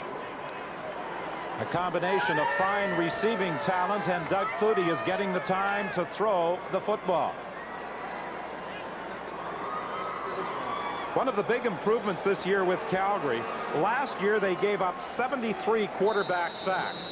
This year they gave up only 34. Saskatchewan had the best record in the league, giving up 33.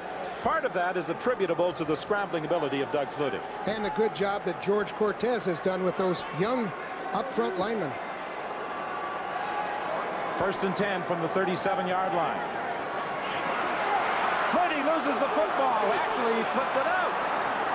He flipped that out to Sapunjas. I thought the ball went flying out of his hand. That was a hook shot, Don. We've seen that.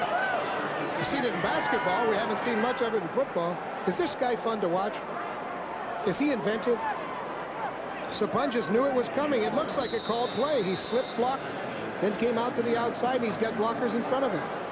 I thought the ball had come flying out of his hand. Instead, it went flying to Sapunjas, and Sapunjas picks up 5 yards.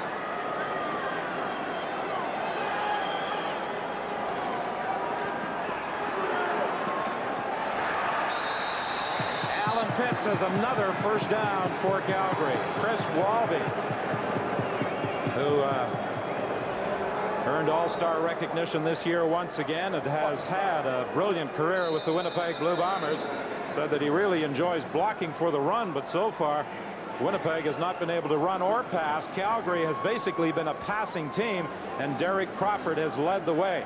Calgary had 3 1,000-yard receivers this year. They may have 3 100-yard receivers in this game. Keevan Jenkins picks up a couple of yards on first down. He's stopped by Michael Gray. You know, a big guy like Chris Walby, he's got to be just going through agony, because what he loves to do is get out there and block people, push them back, and let his running back carry the ball. He's standing here instead on the sidelines. We thought that would be Winnipeg's game plan, to possess the ball, control the football, not let Flutie have it. Flutie's had the ball all day. And really, Winnipeg defenders haven't, with the exception of maybe one time, got close to Flutie. Penalty flag on the play as the ball is in and out of the hands of Alan Pitts. He was covered by Bobby Evans, and Vaughn Booker is the injured Winnipeg player. Well, they're doing that crossing route, and I believe the officials like to call offensive interference. Whenever you cross and you hit the defender, you've actually picked him off of the coverage, and that's not legal.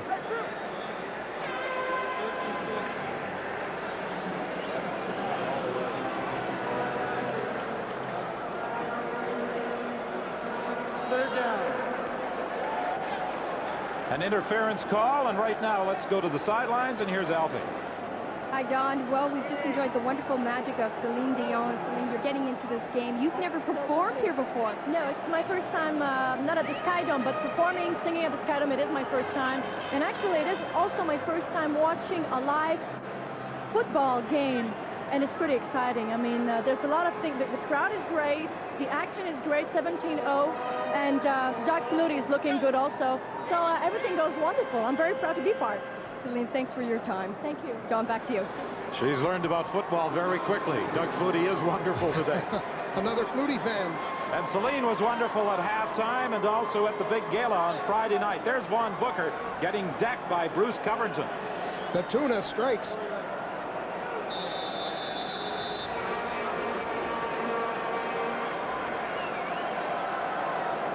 Martino stands at his own 40-yard line for this third down punt.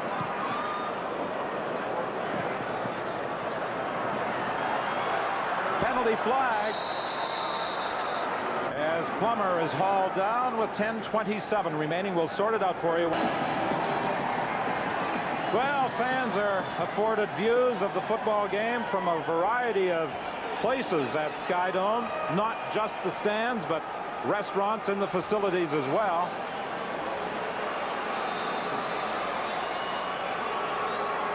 First and 10 Winnipeg, a no yards call against Calgary on the punt return, moves the ball out to the 38-yard line. Dunnigan on the option, and Dunnigan is hit by Pope and driven back. Well, we talked about Marvin Pope coming into this game, and the Big Daddy's job was to stop the running game. How do you think he's done so far? He's had a big day, as he has had since being activated for a game on October 4th against Ottawa. He's been a presence in the middle for the Calgary Stampeders. 2nd and 8, Winnipeg. The ball is at the 40-yard line. Dunnigan to Richardson, and he is surrounded, but it really didn't matter because he dropped the football. Matt Dunnigan, Winnipeg's starting quarterback. Danny McManus, who put together a winning string for Winnipeg, 4 consecutive triumphs. While Dunnigan was injured, standing beside him, Sammy Garza. He also won a football game this year while Dunnigan was hurt. Well, you get the sense that Winnipeg is reluctant to give the ball to Richardson. And that's basically how they got here. That's how they got to the Grey Cup. They let Richardson carry the football 30, 35, 40 times a ball game. 3rd down punt is mishandled by Crawford, but he was able to get the ball back.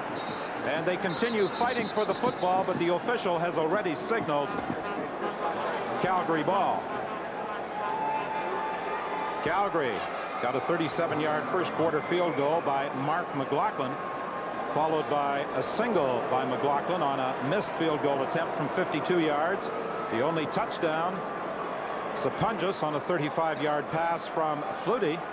And McLaughlin has added 2 more field goals, a 17-yarder. And before the half ended,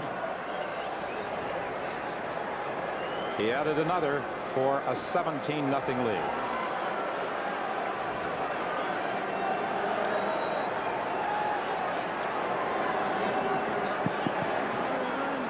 Alan Pitts is open. He's caught by Lorenzo Baker.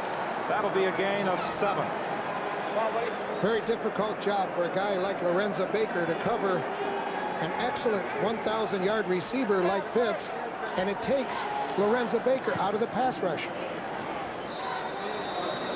The only receiver in CFL history, as I mentioned earlier, to put together back-to-back seasons of 100 or more catches. He was having trouble catching the ball early this year. They went to a highlight film and let him watch all his good plays, and it worked. He improved. John Hufnagel spent some time with him, and it certainly paid dividends. And the Stampeders will get the first down, it appears. Chris? Well, Don, Joe just mentioned the highlight film. Dr. Frank Lodato is the team psychologist. It was your idea to help Alan Pitts out of that funk he had at the halfway point of the season. Well, it was also Hufnagel's. We put together a tape, 5 perfect receptions, had him look at it until he got sick of it, and then he came out and he caught a record number of passes after that. So he helped turn it around himself. Well, you helped too. I just wonder why it never worked when you helped out Joe Gallant with the Montreal Concords as we go back upstairs. Oh, nice hit. We couldn't vision it, I guess. I think you needed a lot more help than that. Flutie's pass is complete to Pee Wee Smith, and he's forced out of bounds. Rod Hill and Greg Battle took care of Pee Wee Smith, but there was pressure coming up the middle as James West was attempting to put some heat on Doug Flutie. You know, the psychologist, Dr. Frank Lodato, he's helped out the LA Kings this year. What an improvement they have had, although they were beaten last night by the Toronto Maple Leafs. And the Kings are in attendance at this afternoon's Grey Cup game. They have a day off today prior to heading to their next National Hockey League match on Tuesday against Chicago. The game will take place in Milwaukee. The draw play from the shotgun with Flutie. Flutie gets the first down before stepping out of bounds in front of Thomas. Well, if I didn't see that, I wouldn't have believed it with my own eyes. Doug Flutie put on an unbelievable move back to the outside, and I've never seen Greg Battle miss in the open field like I saw him miss on this play. As Flutie sees Greg Battle, watch the way he accelerated to the outside. You don't make Greg Battle miss very often, and then he gets just enough for the first down. This guy is a technician. 1st and 10. The ball is at midfield, actually just across midfield on the Winnipeg side. Incomplete. It was intended for Bland. It will be 2nd and 10. Don Smith came up to defend against Bland. 6:50 is the time remaining in the third quarter. Well, this pass was a little bit late, and that gave Donald Smith time to come right up through Bland. He played that perfectly. This would be important for Winnipeg to hold Calgary in this series and then get the ball back and get something on the scoreboard before this quarter runs out. Again from the shotgun. Flutie with 4 receivers left.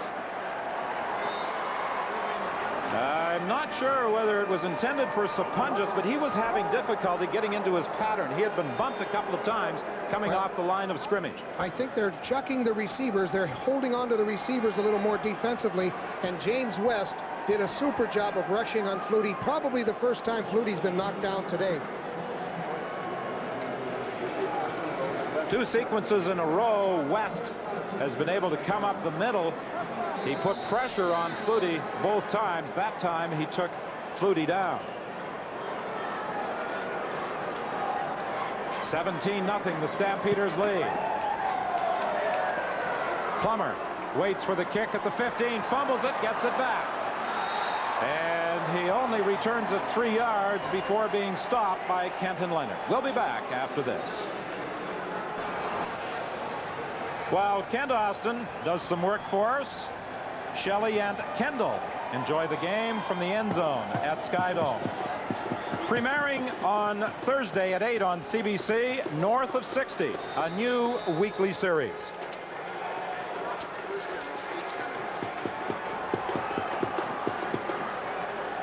Matt Dunnigan from the 17, passes complete, but nowhere for Rob Creefo to go as Darrell Hall came up very quickly to defend against him. His name may be urban, but he has some rural roots, the coach of the Winnipeg Blue Bombers. Oh, he certainly does. He's talking about the time when he'll get that farm really up and going. He's only got chickens right now, but he's trying to get some livestock in. He may be Gunton, Manitoba's best-known citizen. A gain of 3 on the pass to Creefo. 2nd and 7. Dunnigan's in trouble. Harold Hasselback brings down the Winnipeg quarterback at the 10-yard line. Fine football game being played by Harold Hasselback today. The man who at times has spoken 7 different languages spoke sack. And the University of Washington graduate just keeps working. Actually, Dunnigan's taken a little while to get that ball off, and that gave Harold Hasselback, the big Husky, a chance to get in there. Talked about the number of different languages Hasselback has spoken during his lifetime. He said right now he's fluent in just 2, English and Dutch. Cameron punts from the end zone. Crawford looks for some blocking help. It doesn't materialize, and he's downed at the 46-yard line by James West. 4:56, the time remaining in the third quarter. Well, Flutie has certainly managed more passing yards than his Winnipeg counterpart Matt Dunnigan so far in the game, and that bodes well for Calgary's success this afternoon. 331 yards for Calgary, just 46 for Winnipeg. And the amazing thing is the ease in which Flutie has done it. He hasn't really been hit all that often. Other than the play James West hit him on the last drive, I don't think he's been knocked down.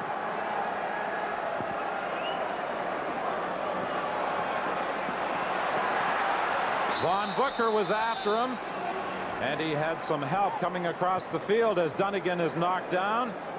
Dunnigan Flutie, I should say, just a little slow in getting up. Dunnigan on the sidelines has just not been able to get the Winnipeg offense on track as he and Mike Kelly go over some notes. Well, we talked about Flutie not being knocked down. The incredible feel that he has for the pass rush prevented him from taking a heavy hit that time. He just took off running, and it saved his life. He picked up a couple of yards again from the shotgun on 2nd and 8. He sends a 4th receiver out to the left. Alan Pitts has got it.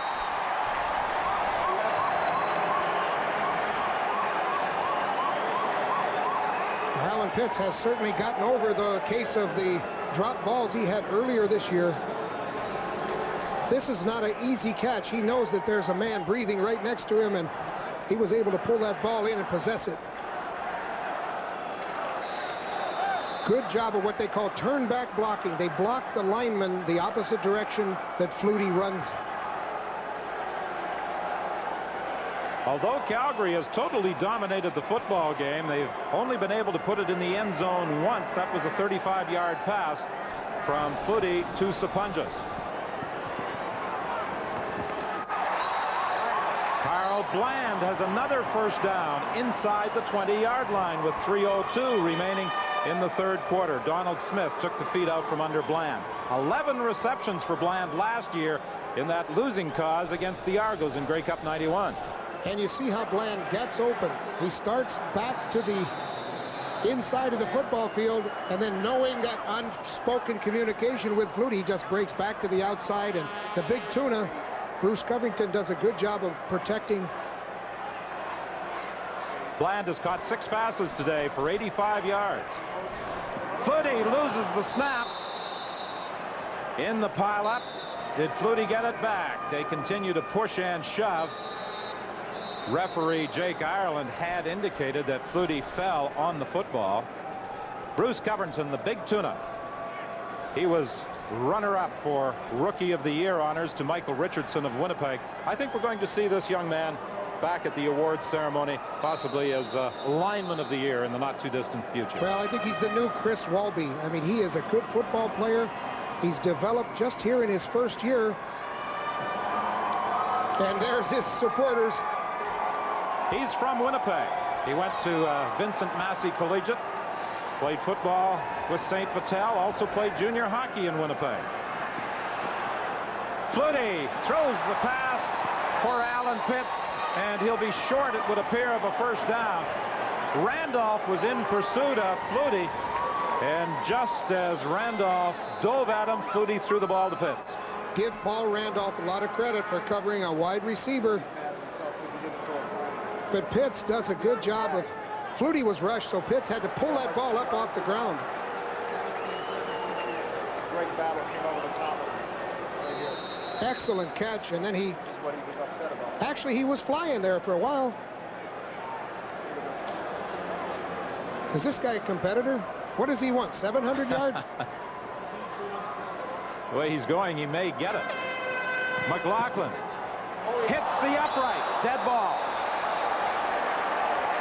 So with 1:07 remaining in the third quarter, the score holds 17-0 Calgary.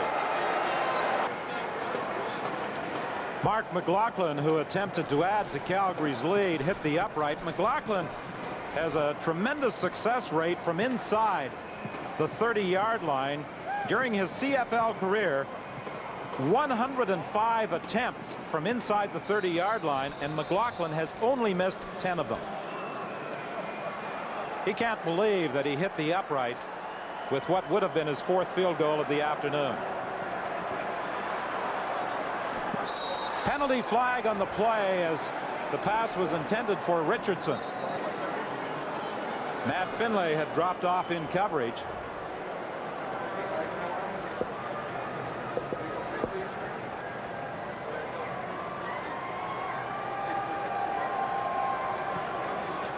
A procedure call against Winnipeg. Procedure. Winnipeg number 51. Decline. Second down.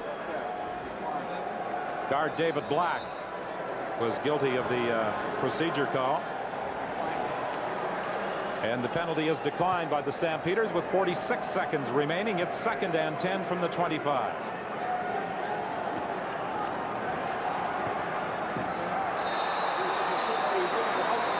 Incomplete. He was attempting to set up a screen for Warren Hudson.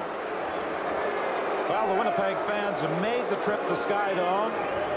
Haven't had a great deal to cheer about thus far, but they are still optimistic, as I'm sure are the fans back at the Winnipeg Arena who are watching the game on the big screen. The Winnipeg Blue Bombers put together a string at the end of the year, 5 consecutive victories to finish in first place. They completely dominated Hamilton in the Eastern Final, winning 59-11 to make it 6 in a row. But win number 7 in succession is going to be much more difficult to come by. Bob Cameron's third down punt, taken by Pee Wee Smith. And he is forced out of bounds at midfield. Alfie? Don, I'm with Argo owner Bruce McNall. Bruce, any regrets with the ownership of this club? No, not really. You know, I came in and thought I would try to do something for the city of Toronto and for Canada to keep the CFL going. And I think from what we've seen so far, the people seem to really enjoy it.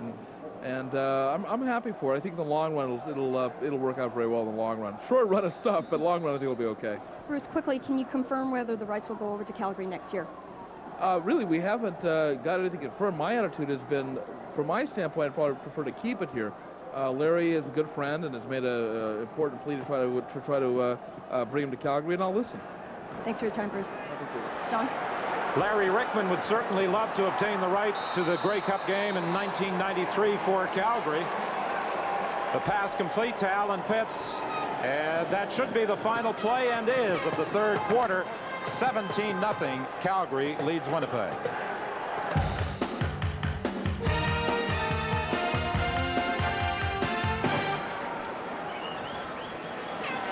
Welcome back to Grey Cup 92 from SkyDome in Toronto. The Calgary Stampeders 15 minutes away from putting their hands on that cherished trophy for the first time since 1971. They have the football, 1st and 10 at the 42. When Winnipeg gets the ball back, Danny McManus might very well replace Matt Dunnigan as the Winnipeg quarterback. And when you do that, Don, it picks up the other team. I think what happens on your offensive unit, you get a new quarterback in there, they say, hey, maybe this guy's the answer. So Calgary's got to get a score.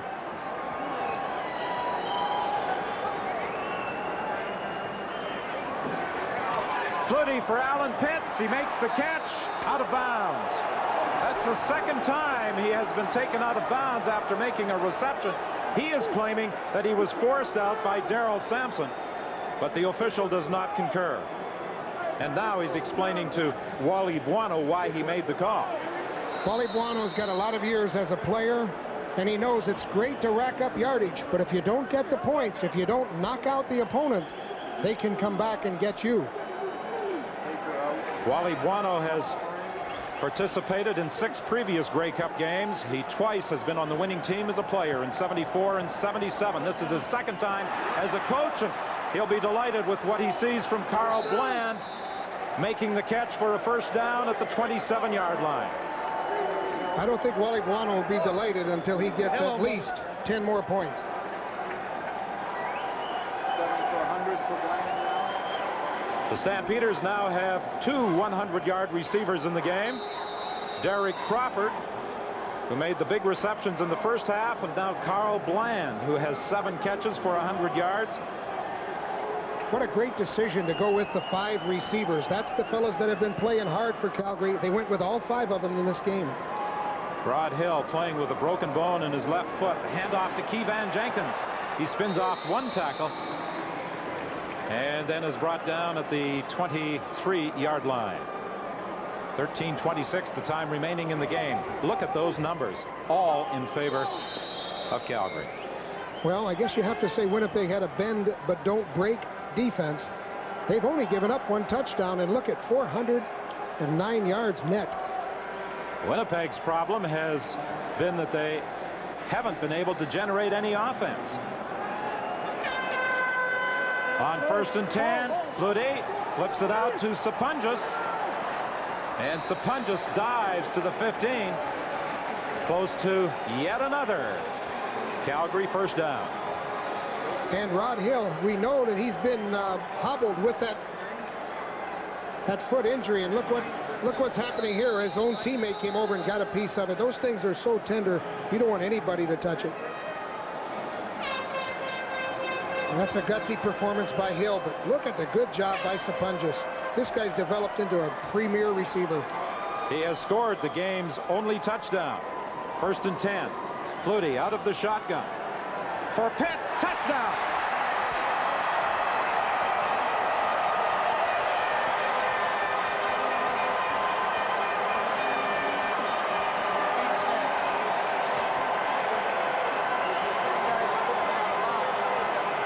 Well, Daryl Sampson earlier knocked Pitts out of bounds when he thought he had made a catch.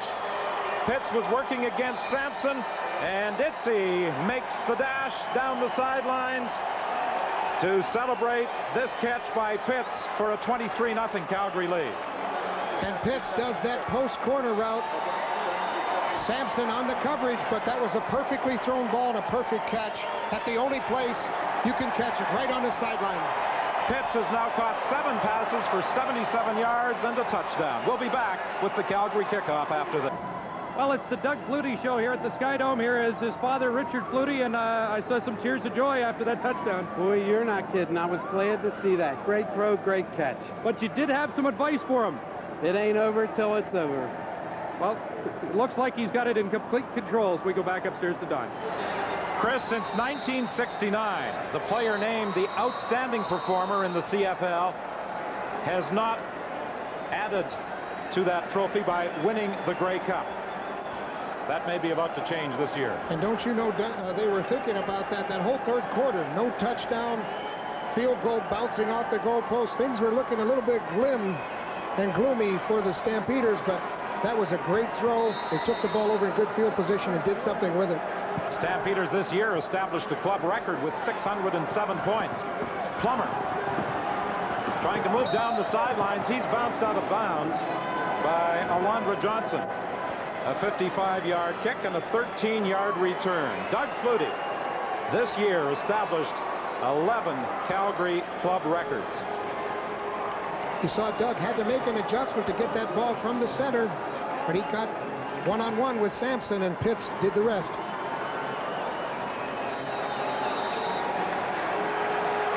.12:18 is the time remaining, and we've got a quarterbacking change as we anticipated when we saw Danny McManus warming up. McManus for Alphen, incomplete.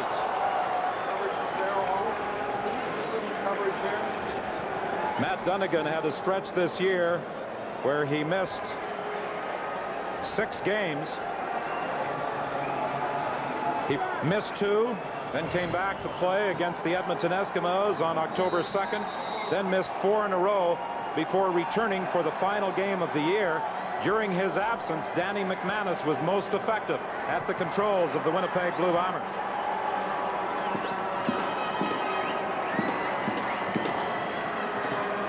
Rob Creefo makes the catch, or does he? No. The official on the other side of the field comes over to claim that he did not catch the ball.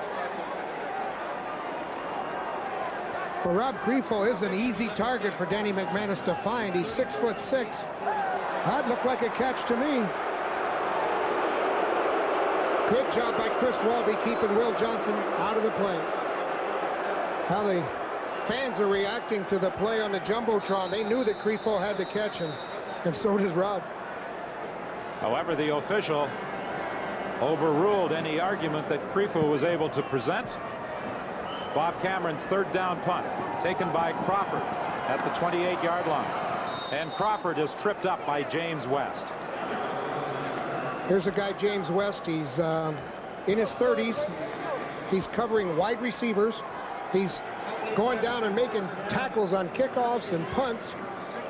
This guy is a real competitor. Look at Matt Dunnigan. You know he's not very happy about not being in there. Scott? Well, Don, it's a salvage operation for Danny McManus now, and he will not be able to save it. The great concern about Matt Dunnigan all week long was that he was perhaps ready too early to play this game on Wednesday. Didn't smile all week long. They were worried he was wound up too tight.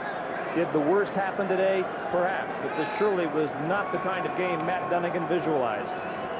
Doug Flutie was definitely the more relaxed of the 2 quarterbacks during the week. And he has certainly been the more relaxed and the more productive this afternoon at SkyDome. 416 passing yards. Kent Austin had 474 in that thrilling 43-40 win in 1989. The CFL record, 508 by Sam Etcheverry in 1955. Doug Flutie said last week it was the most exciting win for him in his career because it was as a pro. I wonder what he'll say about his performance this week. Flutie has a history of being able to pull them out in the dying moments. In this game, he has had his team in front all the way, and he fires another strike to Carl Bland. See the frustration on a James West having to cover wide receivers. That's not easy for a linebacker.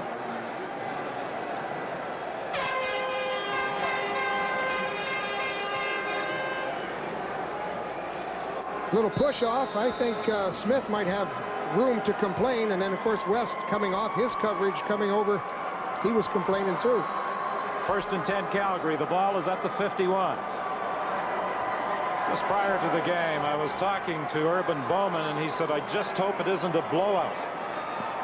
Well, his worst fears may be realized today. Whoa, oh no! He can't hang on, and he is claiming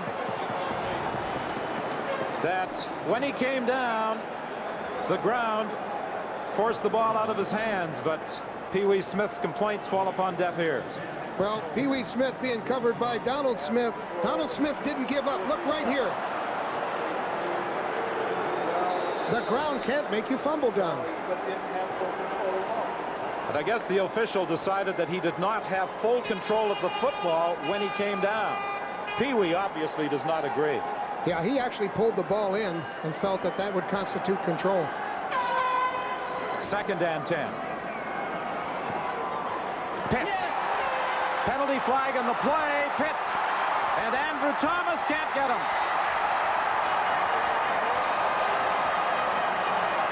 It's offense. It's defensive interference. That is a touchdown. Alan Pitts with his 2nd touchdown of the game. He looks back just to make certain that the penalty call is against, well, it apparently is going against Calgary. Well, then it wasn't on Pitts or on his receiver that side.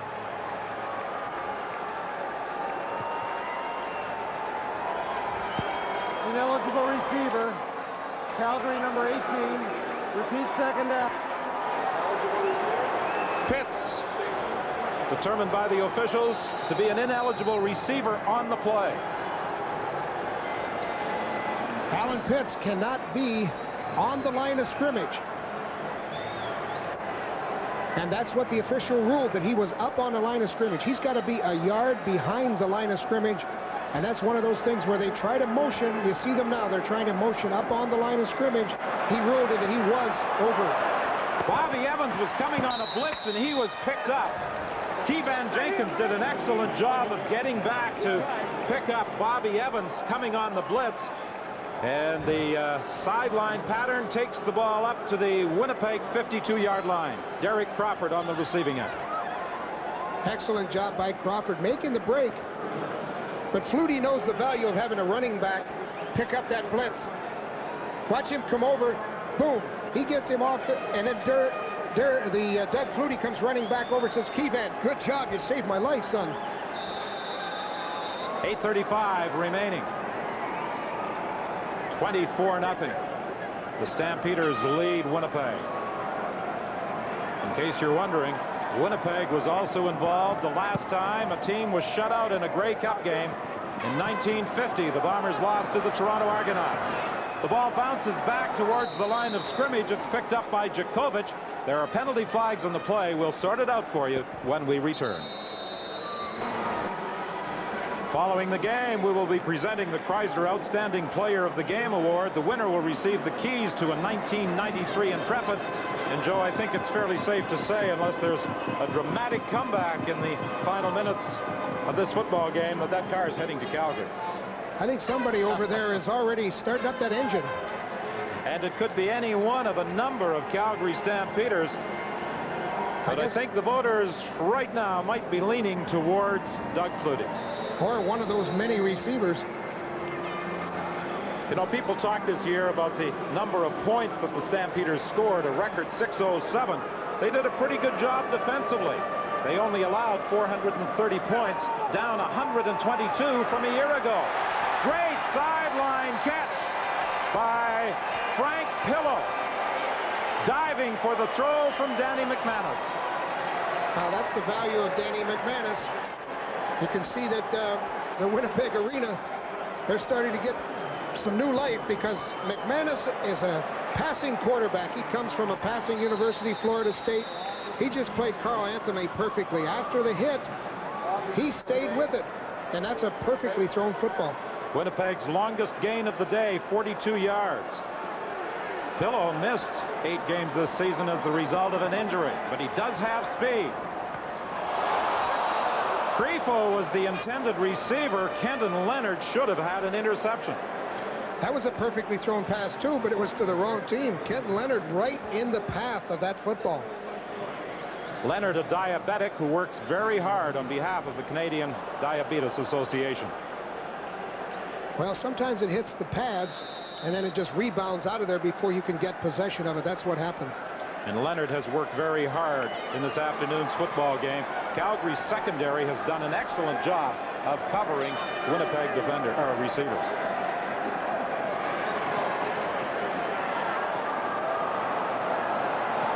Way over the head of Grifo, Kenton Leonard back defending again.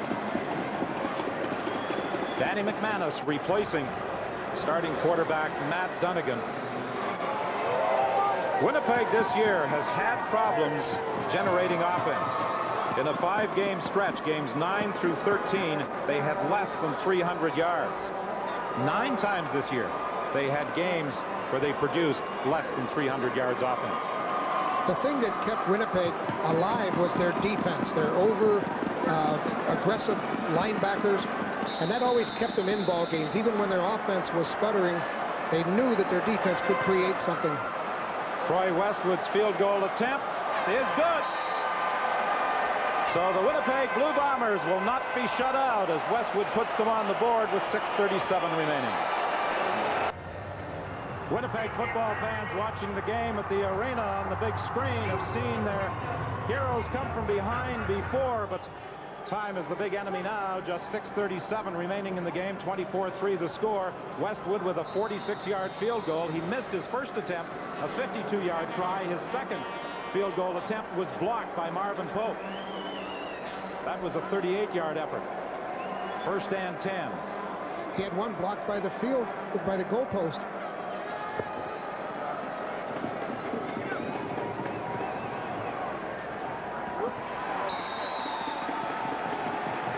Sidelines, Derek Crawford adds to Doug Flutie's passing total and his own reception total to the midfield stripe. 1st and 10 Calgary. And Doug Flutie moved the pocket once again. He moved out to the side, and that gave him enough time for Crawford to get away from that holding that Rod Hill's doing. There's the rookie Covington doing a good job on Booker. Rookie against rookie. Covington against Booker, and the Calgary tackle won that one. Penalty flags as the Calgary offensive line seemed to move prior to the ball being snapped. Procedure, Calgary number 64, still first down. I think everybody had the correct snap except the center. And he didn't snap the ball when everyone else moved, so Doug Davies is going to have to get that ball back a little sooner. 5:44 remaining in the game.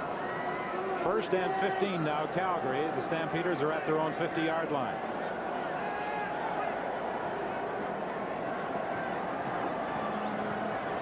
A low throw. It was intended for Bland. And Rod Hill was over defending against him. 469 yards now for Doug Flutie. And he's also been able to run for 19. And he was on a business trip today. That's what Wally Buono said. Men, we're going down to Toronto, and we've got a job to do, and that's the job. If this trophy heads to Calgary, it will only be the 3rd time in the franchise's history that the Stampeders have won. This is their 7th Grey Cup appearance. Now there's a whistle and a flag on the play, and the sideline official came running onto the field just as the ball was snapped, and the play was wiped out even though Flutie did throw the ball. Procedure, Calgary number 18, Still second down. Well, there it is again. They're trying to, Wally's upset, you know that. They're trying to beat the snap count. In other words, Pitts, the slot back, Crawford's playing some slot back. They run towards the line of scrimmage, and if they go to the line of scrimmage, not beyond it, just to the line of scrimmage, that constitutes an ineligible receiver. Too many ends is what happens. 2nd and 20 with 4:49 remaining. Keevan Jenkins gets about 4 of them. The ball comes loose. Winnipeg claim they've got it, and Jake Ireland agrees. Well, that's what their defense has done all year, is come up with some big plays. This may be a little too late, but that's a big play right now.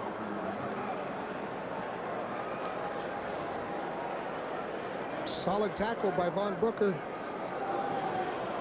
And Michael Gray comes up with the football. Michael Gray was the man who made a big interception off Matt Dunnigan in a 1988 Grey Cup game you remember so well, Joe. I've tried to forget it. That one-point game. It was that play that preserved Winnipeg's 1988 Grey Cup triumph just when it appeared as though the BC Lions were driving in for a game-winning touchdown. McManus for Creefo. It's intercepted by Alondra Johnson.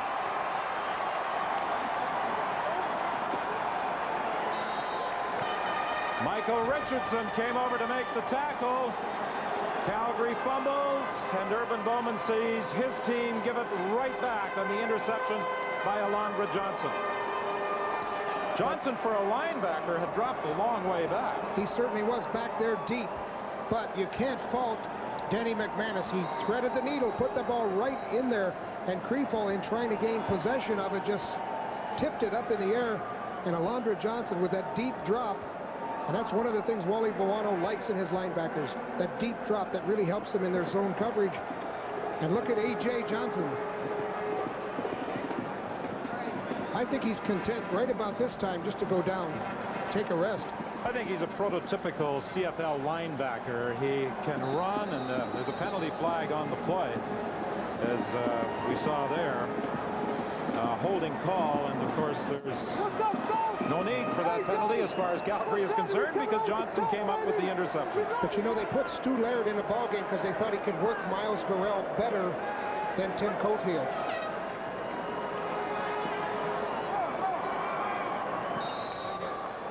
Flutie overthrew Alan Pitts on the sidelines.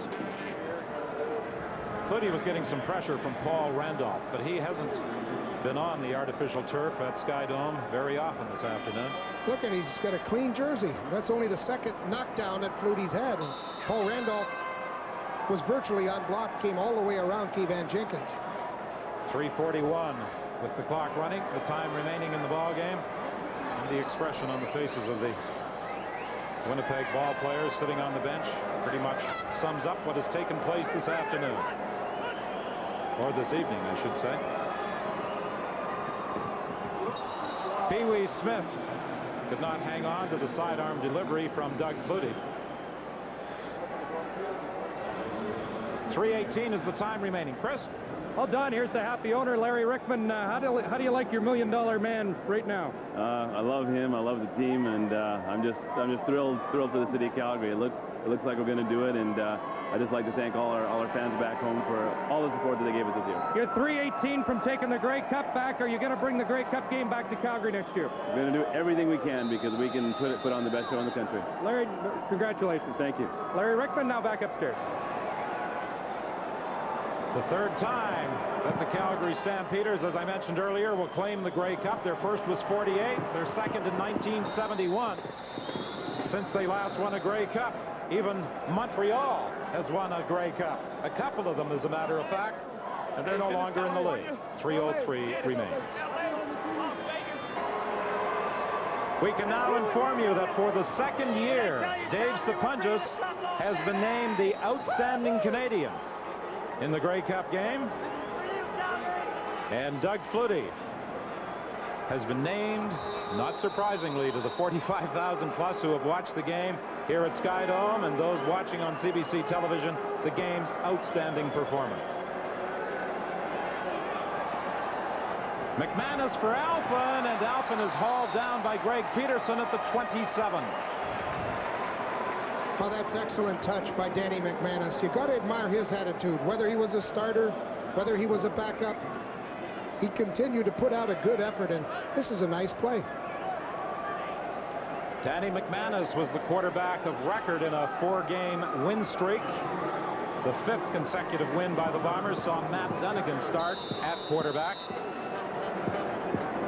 Fair bit of debate in Winnipeg as to whether it should be Dunnigan or McManus as the starting quarterback, but Urban Bowman insisted that Dunnigan was his #1 man. McManus tried to deliver the football to Alphen.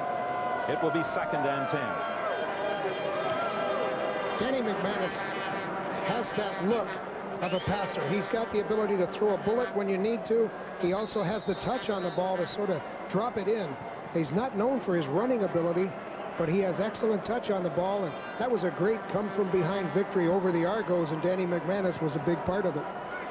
The Winnipeg Blue Bombers were hoping today that they would be rewarded with their 11th Grey Cup triumph, but that is not to be with only 2:37 remaining. They got a touchdown. Gerald Alphen on the receiving end of the throw from Danny McManus. 2:31 is the time left. Well, let's not celebrate too soon.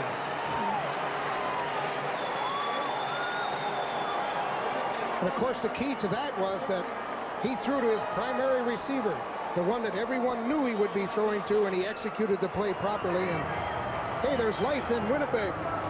You know, as I mentioned, there was great debate in Winnipeg among the football fans as to who Urban Bowman should start in the final regular season game against Ottawa, McManus or Dunnigan. And I'm sure tomorrow and for the next few days, the debate will continue whether McManus should have replaced Dunnigan earlier in this football game. Well, I thought they'd do the replacing, if anything, at halftime, but I believe what happened was Bowman got together with Mike Kelly, and they probably said, look, let's execute the game plan that we have down. Here's Gerald Alphen. He makes a bend in, and there's nothing fancy about it, but he caught them in zone coverage, and Danny McManus executed it properly. Not much pressure on McManus, so he put the ball right where he knew his primary receiver would be. 24-10 is the score.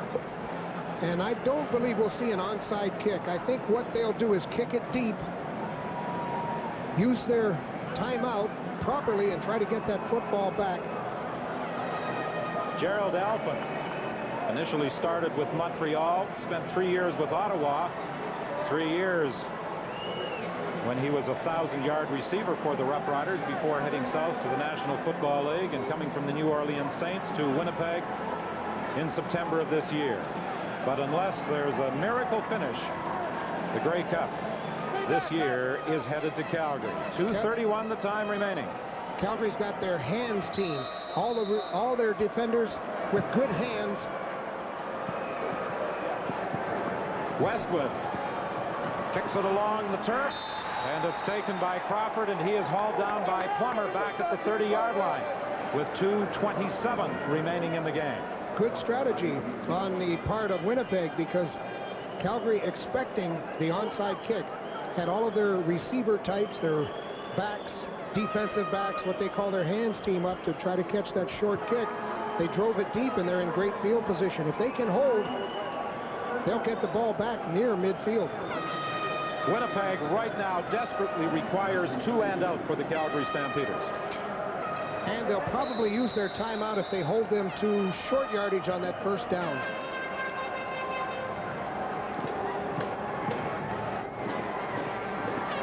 James West, who has been moving all over the place, trying to confuse Flutie this afternoon. Lines up outside, comes back into the middle. Flutie rolls to his left. He dumps it off to Sapunjas. He's got a first down. Who did you say the outstanding player was and the outstanding Canadian? Well, the 2 recipients of the game awards combined for a very important first down for the Stampeders, with now 2:20 remaining in the game. This is just patented Doug Flutie. What he did is he came back out on a bootleg, and look at Sapunjas. This guy never gives up when he runs a pass route. That's something Sapunjas does so well when Flutie rolls out. He comes across to get into his vision. They got a great feel. There's that unspoken communication between that receiver and that quarterback. And now the Stampeders will try and take some time off the clock by running the football. 1:56 remains. Kevan Jenkins was stopped at the line of scrimmage after a pickup of maybe about a yard and driven back. Matt Dunnigan has been to the Grey Cup with Edmonton, with BC, with Toronto. He won it last year, but this year he'll be heading home empty-handed, it looks like, with 1:46 remaining. And an anxious Larry Rickman now glances up at the clock.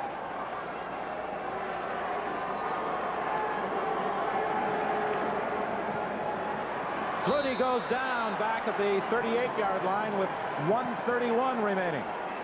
That time his receivers were covered, and so he wisely went down rather than try and throw it up and risk the possibility of an interception. And Winnipeg used their only timeout, so that means that they will have to punt. Calgary will have to punt the football. Winnipeg will get it back with a minute and 30 seconds, approximately a minute 30 seconds. So Urban Bowman, now they're working on their hurry-up offense. They'll probably call the plays from the line of scrimmage.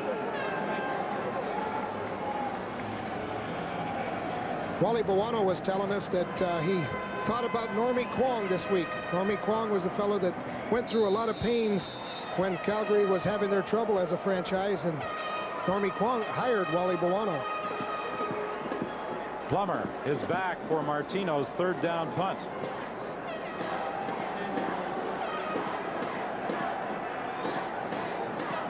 Winnipeg trying to get some pressure on Martino. He gets the kick away. Penalty flag in the play. Plummer loses the football when Brewster makes the tackle, but there was a penalty flag on the play. Is it a no yards call against Calgary? Yep. I think it was in tight. 4 yards. He was 4 yards instead of 5. 1:16 remaining. The last time the Stampeders won the Grey Cup, 1971, when Leon McQuay fumbled when it appeared as though the Toronto Argonauts were driving in for a touchdown. And Leo Cahill, the coach of the Argos in that 1971 season, still maintains that the ball should not have been turned over, that the ground cannot make you fumble. All the classic pictures you see, I think the classic picture I'll see when I think of Doug Flutie is shoeless Doug Flutie scoring that touchdown that got them through the Western Final. He put together that late 77-yard touchdown drive. McManus throws incomplete. It was intended for Alphen, but McManus was under pressure. Hasselback and Will Johnson were both pursuing the Winnipeg quarterback. 1:07 is the time remaining. Is he smiling? I mean, I would never smile if Will Johnson were chasing me around a football field. McManus was the quarterback when the Bombers defeated Calgary 17-16 at Winnipeg Stadium on September 27th. Winnipeg's passing attack was pretty much held in check that day as well. They only completed 4 passes. This pass is complete for a first down, and Gerald Alphen is on the receiving end again with 1:01 remaining. First down Winnipeg. The ball is at the Calgary 48. Well, Calgary's changed their defensive front entirely. They're just rushing 3 people and dropping 9 back into coverage. McManus seems to be able to exploit that. Rob Creefel should have another first down depending on the spot. Well, Mike Kelly, I know, is telling him, you got to put one in the end zone. We got to get the quick score, so then we'll have an opportunity to do the onside kick.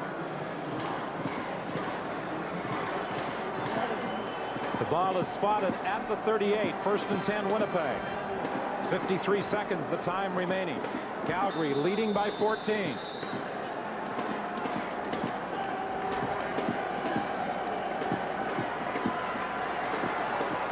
McManus looking to the end zone for Larry Thompson. Knocked away. Kenton Leonard was back to deflect the pass intended for Larry Thompson.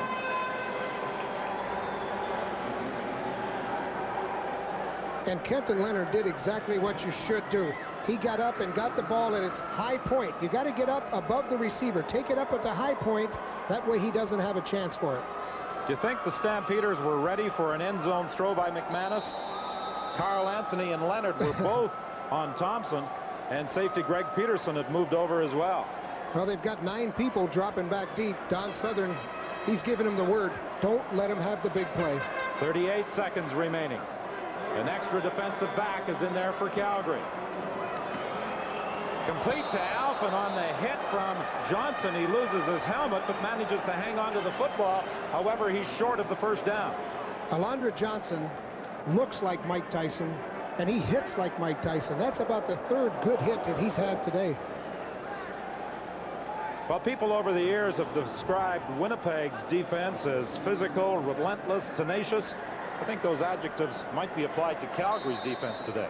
Well, Wally Buono was talking to us, and he had that determination in his eye, and he said, hey, listen, don't say Winnipeg is a physical team until you look at our defensive team. Winnipeg anxious to get the play underway. They had snapped the football before time had been whistled in by referee Jake Ireland. Wally coaches just like he played. He makes sure that he's got everybody totally prepared. He stays very intense, and he's always one play ahead of things.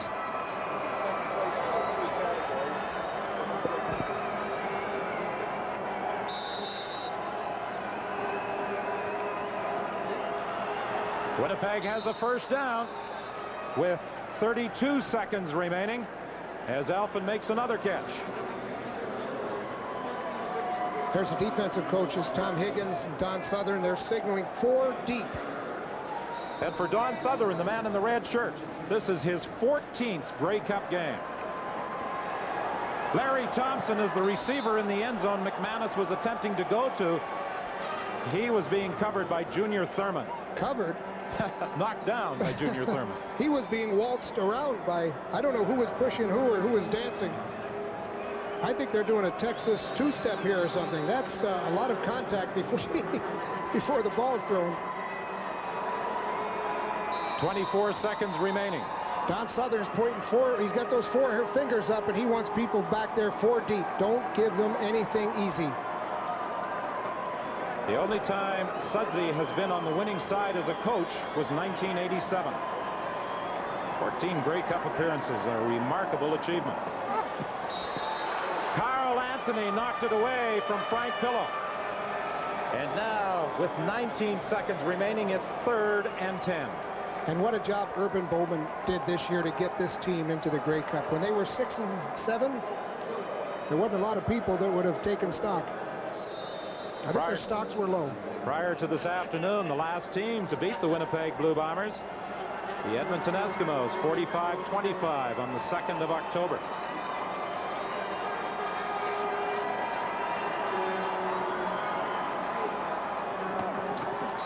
Pillow can't hang on. He was being covered again by Carl Anthony, and with 13 seconds remaining, that will make it official.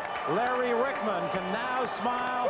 His investment in Doug Flutie has paid the dividends he hoped it would when he acquired him from the BC Lions.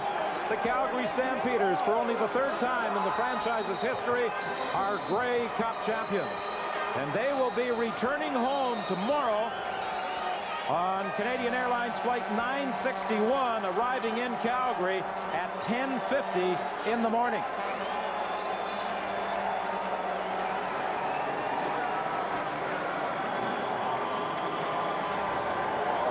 Doug Flutie, in only 1 Grey Cup game, with his performance today, has moved into 2nd place in number of completions, number of attempts, and yards in a Grey Cup game. And he certainly has entertained us and the crowd. Flutie takes a knee, taking the clock down to 11 seconds. And now he'll have no difficulty in taking the final 11 seconds off the clock.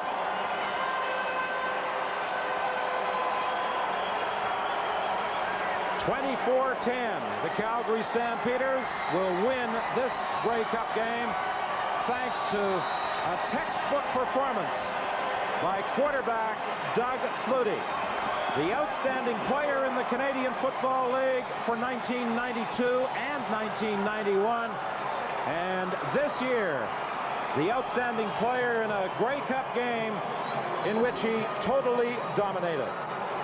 You've got to give Doug Flutie all kinds of credit. This is not a guy who has been with this football team for 3 years. This was his first year with the Calgary Stampeders.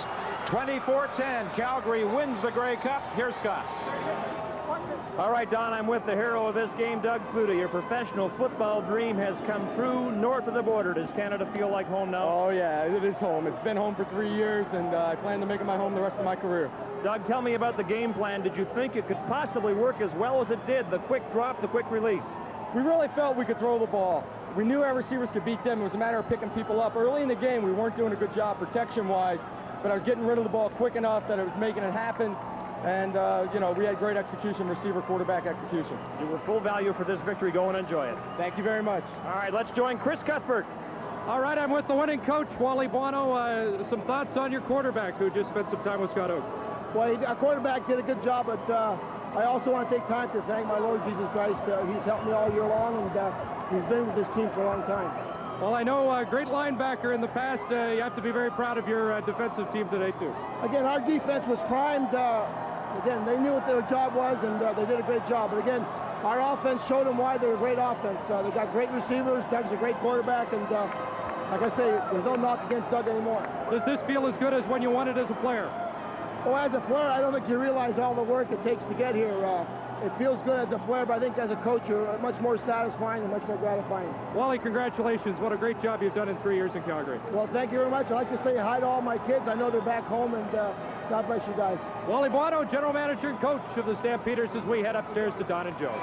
Chris, the Calgary Stampeders have been a team on a mission ever since their 36-21 loss to the Toronto Argonauts a year ago in Winnipeg. And it's mission accomplished this afternoon at SkyDome in Toronto. Wally Buono has the best winning percentage of any coach in Calgary Stampeder history. He now has a 36-18-1 record.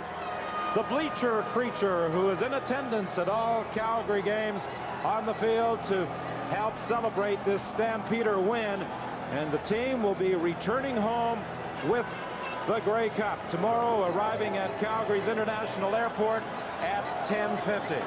The team was all business in preparations this week for the 1992 Grey Cup game, and it was apparent from the outset that they were well prepared by that man, head coach Wally Buono. 24-10.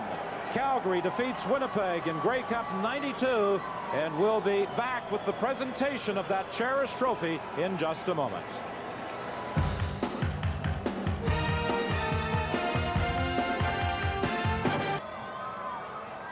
Ladies and gentlemen, we direct your attention to center field for the presentation of the Grey Cup.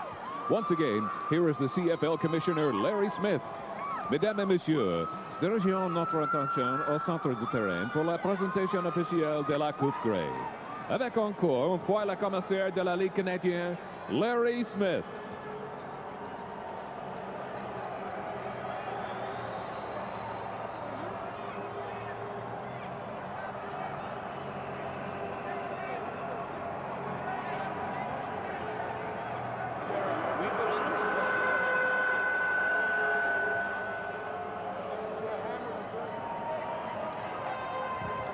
We await the presentation of the Grey Cup by Commissioner Larry Smith to the Calgary Stampeders. Most members of the team are assembled on the platform at center field, along with members of the coaching staff and owner Larry Rickman. And I think one of the problems appears to be a microphone to be delivered by the staff at SkyDome. Some of the players are savoring this moment still at the Calgary bench. Others have climbed up on the platform. Marvin Pope, who was added to the lineup to defend against the run, certainly did his job today, as he has done since being activated by the Stampeders on October the 4th. Well, those linebackers, I think you'd have to admit that Matt Fenley, Alondra Johnson, and then, of course, anchored in the middle by the big guy, Marvin Pope. They did a whale of a job today.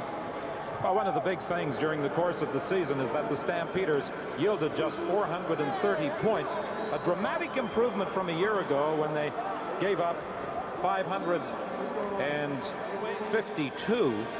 That works out over an 18-game season to almost a touchdown per game better defensively. And I think it was more strategy than it was personnel, because they had virtually the same people playing in that defensive secondary and the up front. But they seem to be content this year. Rush 4, play more zone coverage, mix it a little bit. Urban Bowman paid them a perfect compliment by saying that they adjusted better than any defense in the CFL. Well, they had everything going for them offensively under the direction of Doug Flutie. For the first time in Stampeder history, 3 1,000-yard receivers. And Flutie, for a second consecutive year, over 5,000 passing yards. Let's go to field level. Hello, everybody. I'd like to congratulate the Winnipeg Blue Bombers for a great game and a great season. And I'd like to congratulate Larry Rickman, the owner of the Calgary Stampeders, and my old buddy, number 39, Wally Wallow from the Montreal. Let's talk the Calgary Stampeders! 1992 Grey Cup champions! Yeah! Good job, guys! Yeah! All right! Woo! Woo!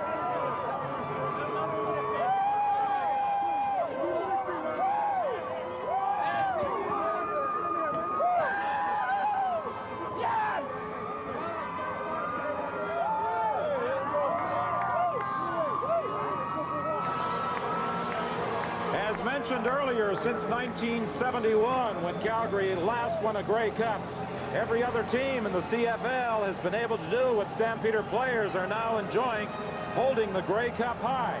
Even Montreal, who might be back in the CFL next year, did it on 2 occasions. But for the Calgary Stampeders, they are savoring the moment.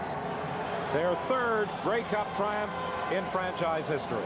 And you know, Don, they say it takes approximately 3,000 hours to prepare for a football season. The practices, the film study, and now they got the Grey Cup. They got what they've been thinking about for 12 months. Ever since the Rocket returned that kick, this is what their goal was. And they were very focused. Wally Buono deserves a great deal of credit. They went on a business trip.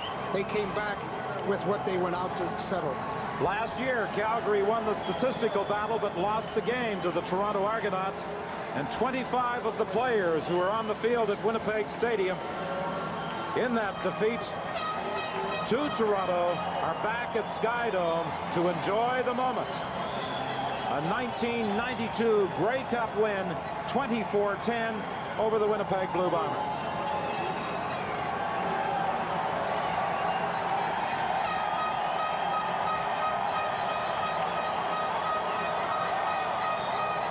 McVeigh proudly carries the Grey Cup over to the sidelines and holds it high as Doug Flutie, among others, heads to the dressing room. The outstanding player of the game and the outstanding Canadian player of the game, Dave Sapunjas. It may take a while before some of the players who are certainly enjoying this win head to the dressing room with the Grey Cup. Well, they all want to savor that victory, and knowing that long look, distraught look that they had on their faces last year in a game that they actually outplayed the Argos, but they didn't get enough points. They made up for it today. Coming into the game, most of the discussion revolved around Flutie's passing ability and Winnipeg's defense. Flutie continued to pass and play well, but people overlooked Calgary's defense. Calgary's defense did a whale of a job, and you know, I can't remember how many times Flutie was knocked down, but I would say 3 would be a conservative, or I mean, would be a generous number, because they just never got to Doug Flutie. He was so good at avoiding the rush when there was one, or throwing a football when there wasn't a rush. A last-second victory a week ago in the Western Final, 23-22 over the Edmonton Eskimos, but controlled from the outset in the Grey Cup game in a 24-10 triumph over the Winnipeg Blue Bombers.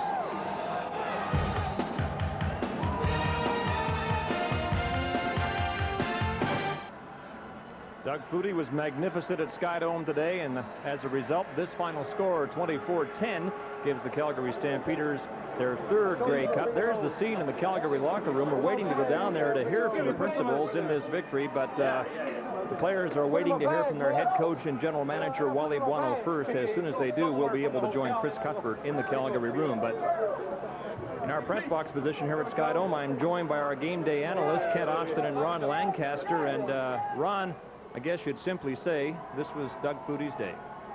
Well, I'll tell you, the score flattered Winnipeg a little bit. I think that Calgary missed some opportunities to really put it away early. But I think basically the Calgary defense proved right now why they are the best defense in this league, and they have been, and they went very unnoticed this week.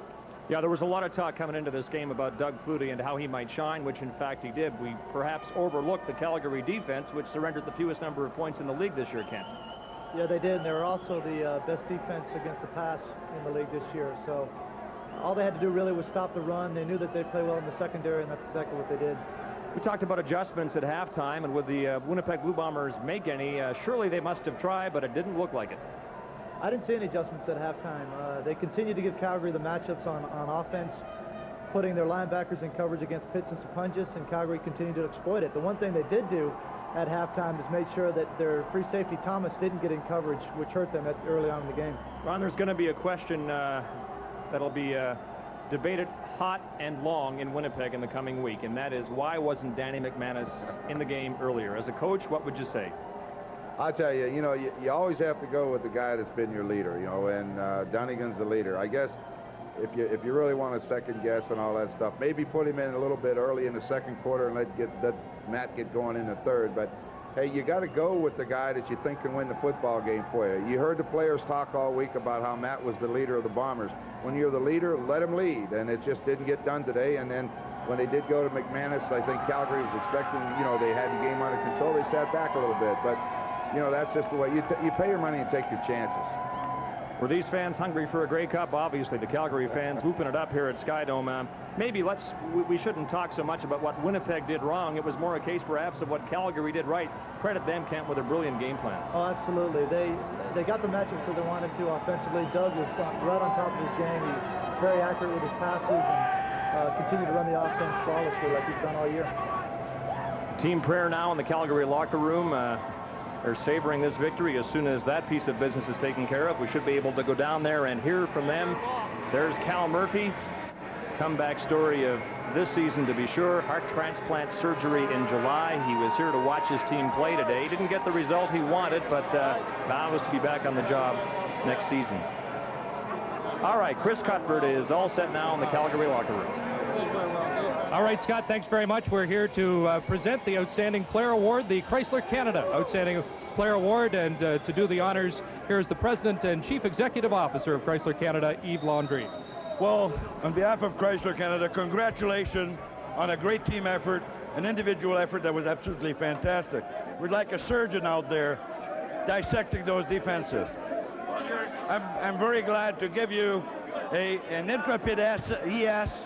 It's a great car. It's a new cab forward design, and it's going to be an international performer like you are. So thank you very much. Thank you for sponsoring the game, and I appreciate it. Thank you.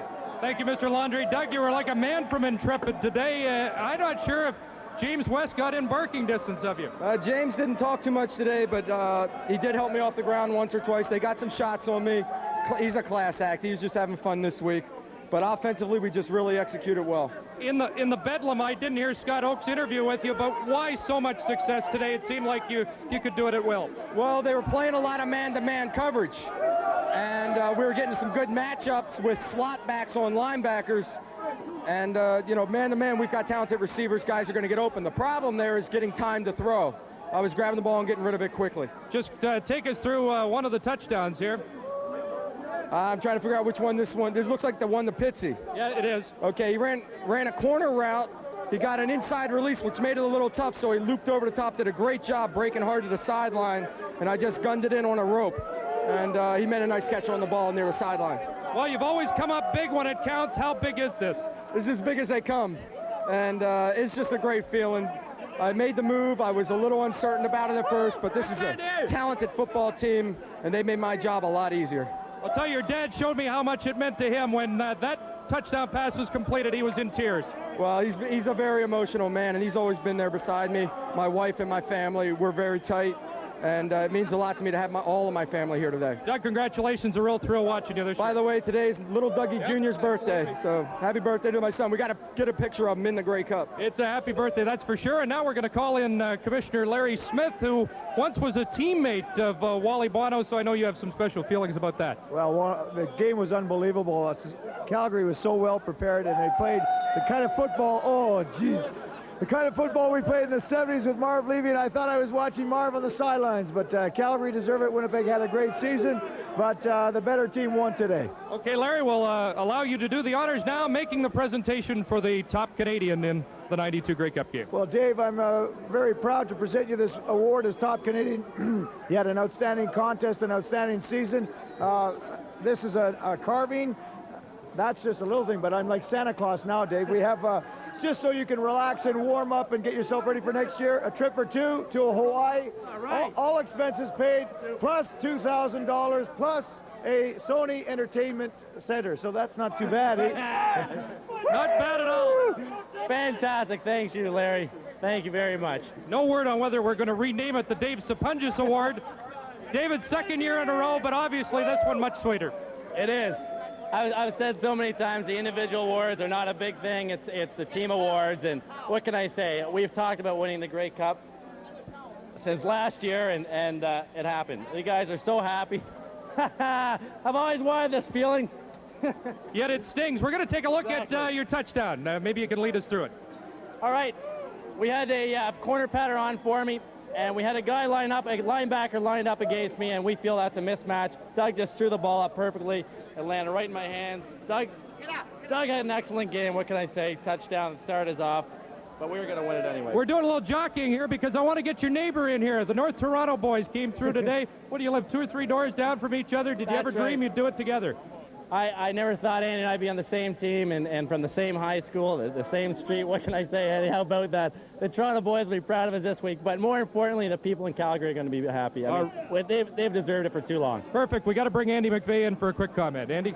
Hey, it was fantastic today. Nothing was better than being out there. Sports played fantastic. We also had some great other Canadian players. Matt Finley, our defense did fantastic, and it's great winning at home, but I tell you, this means so much. All the guys back in Nick's, all my buddies, Spallatini guys cheered for us all year long, and it feels fantastic. Congratulations, and the champagne flowing here in the Calgary Stampeder dressing room. Grey Cup champions, and we'll be back with more right after this. Woo!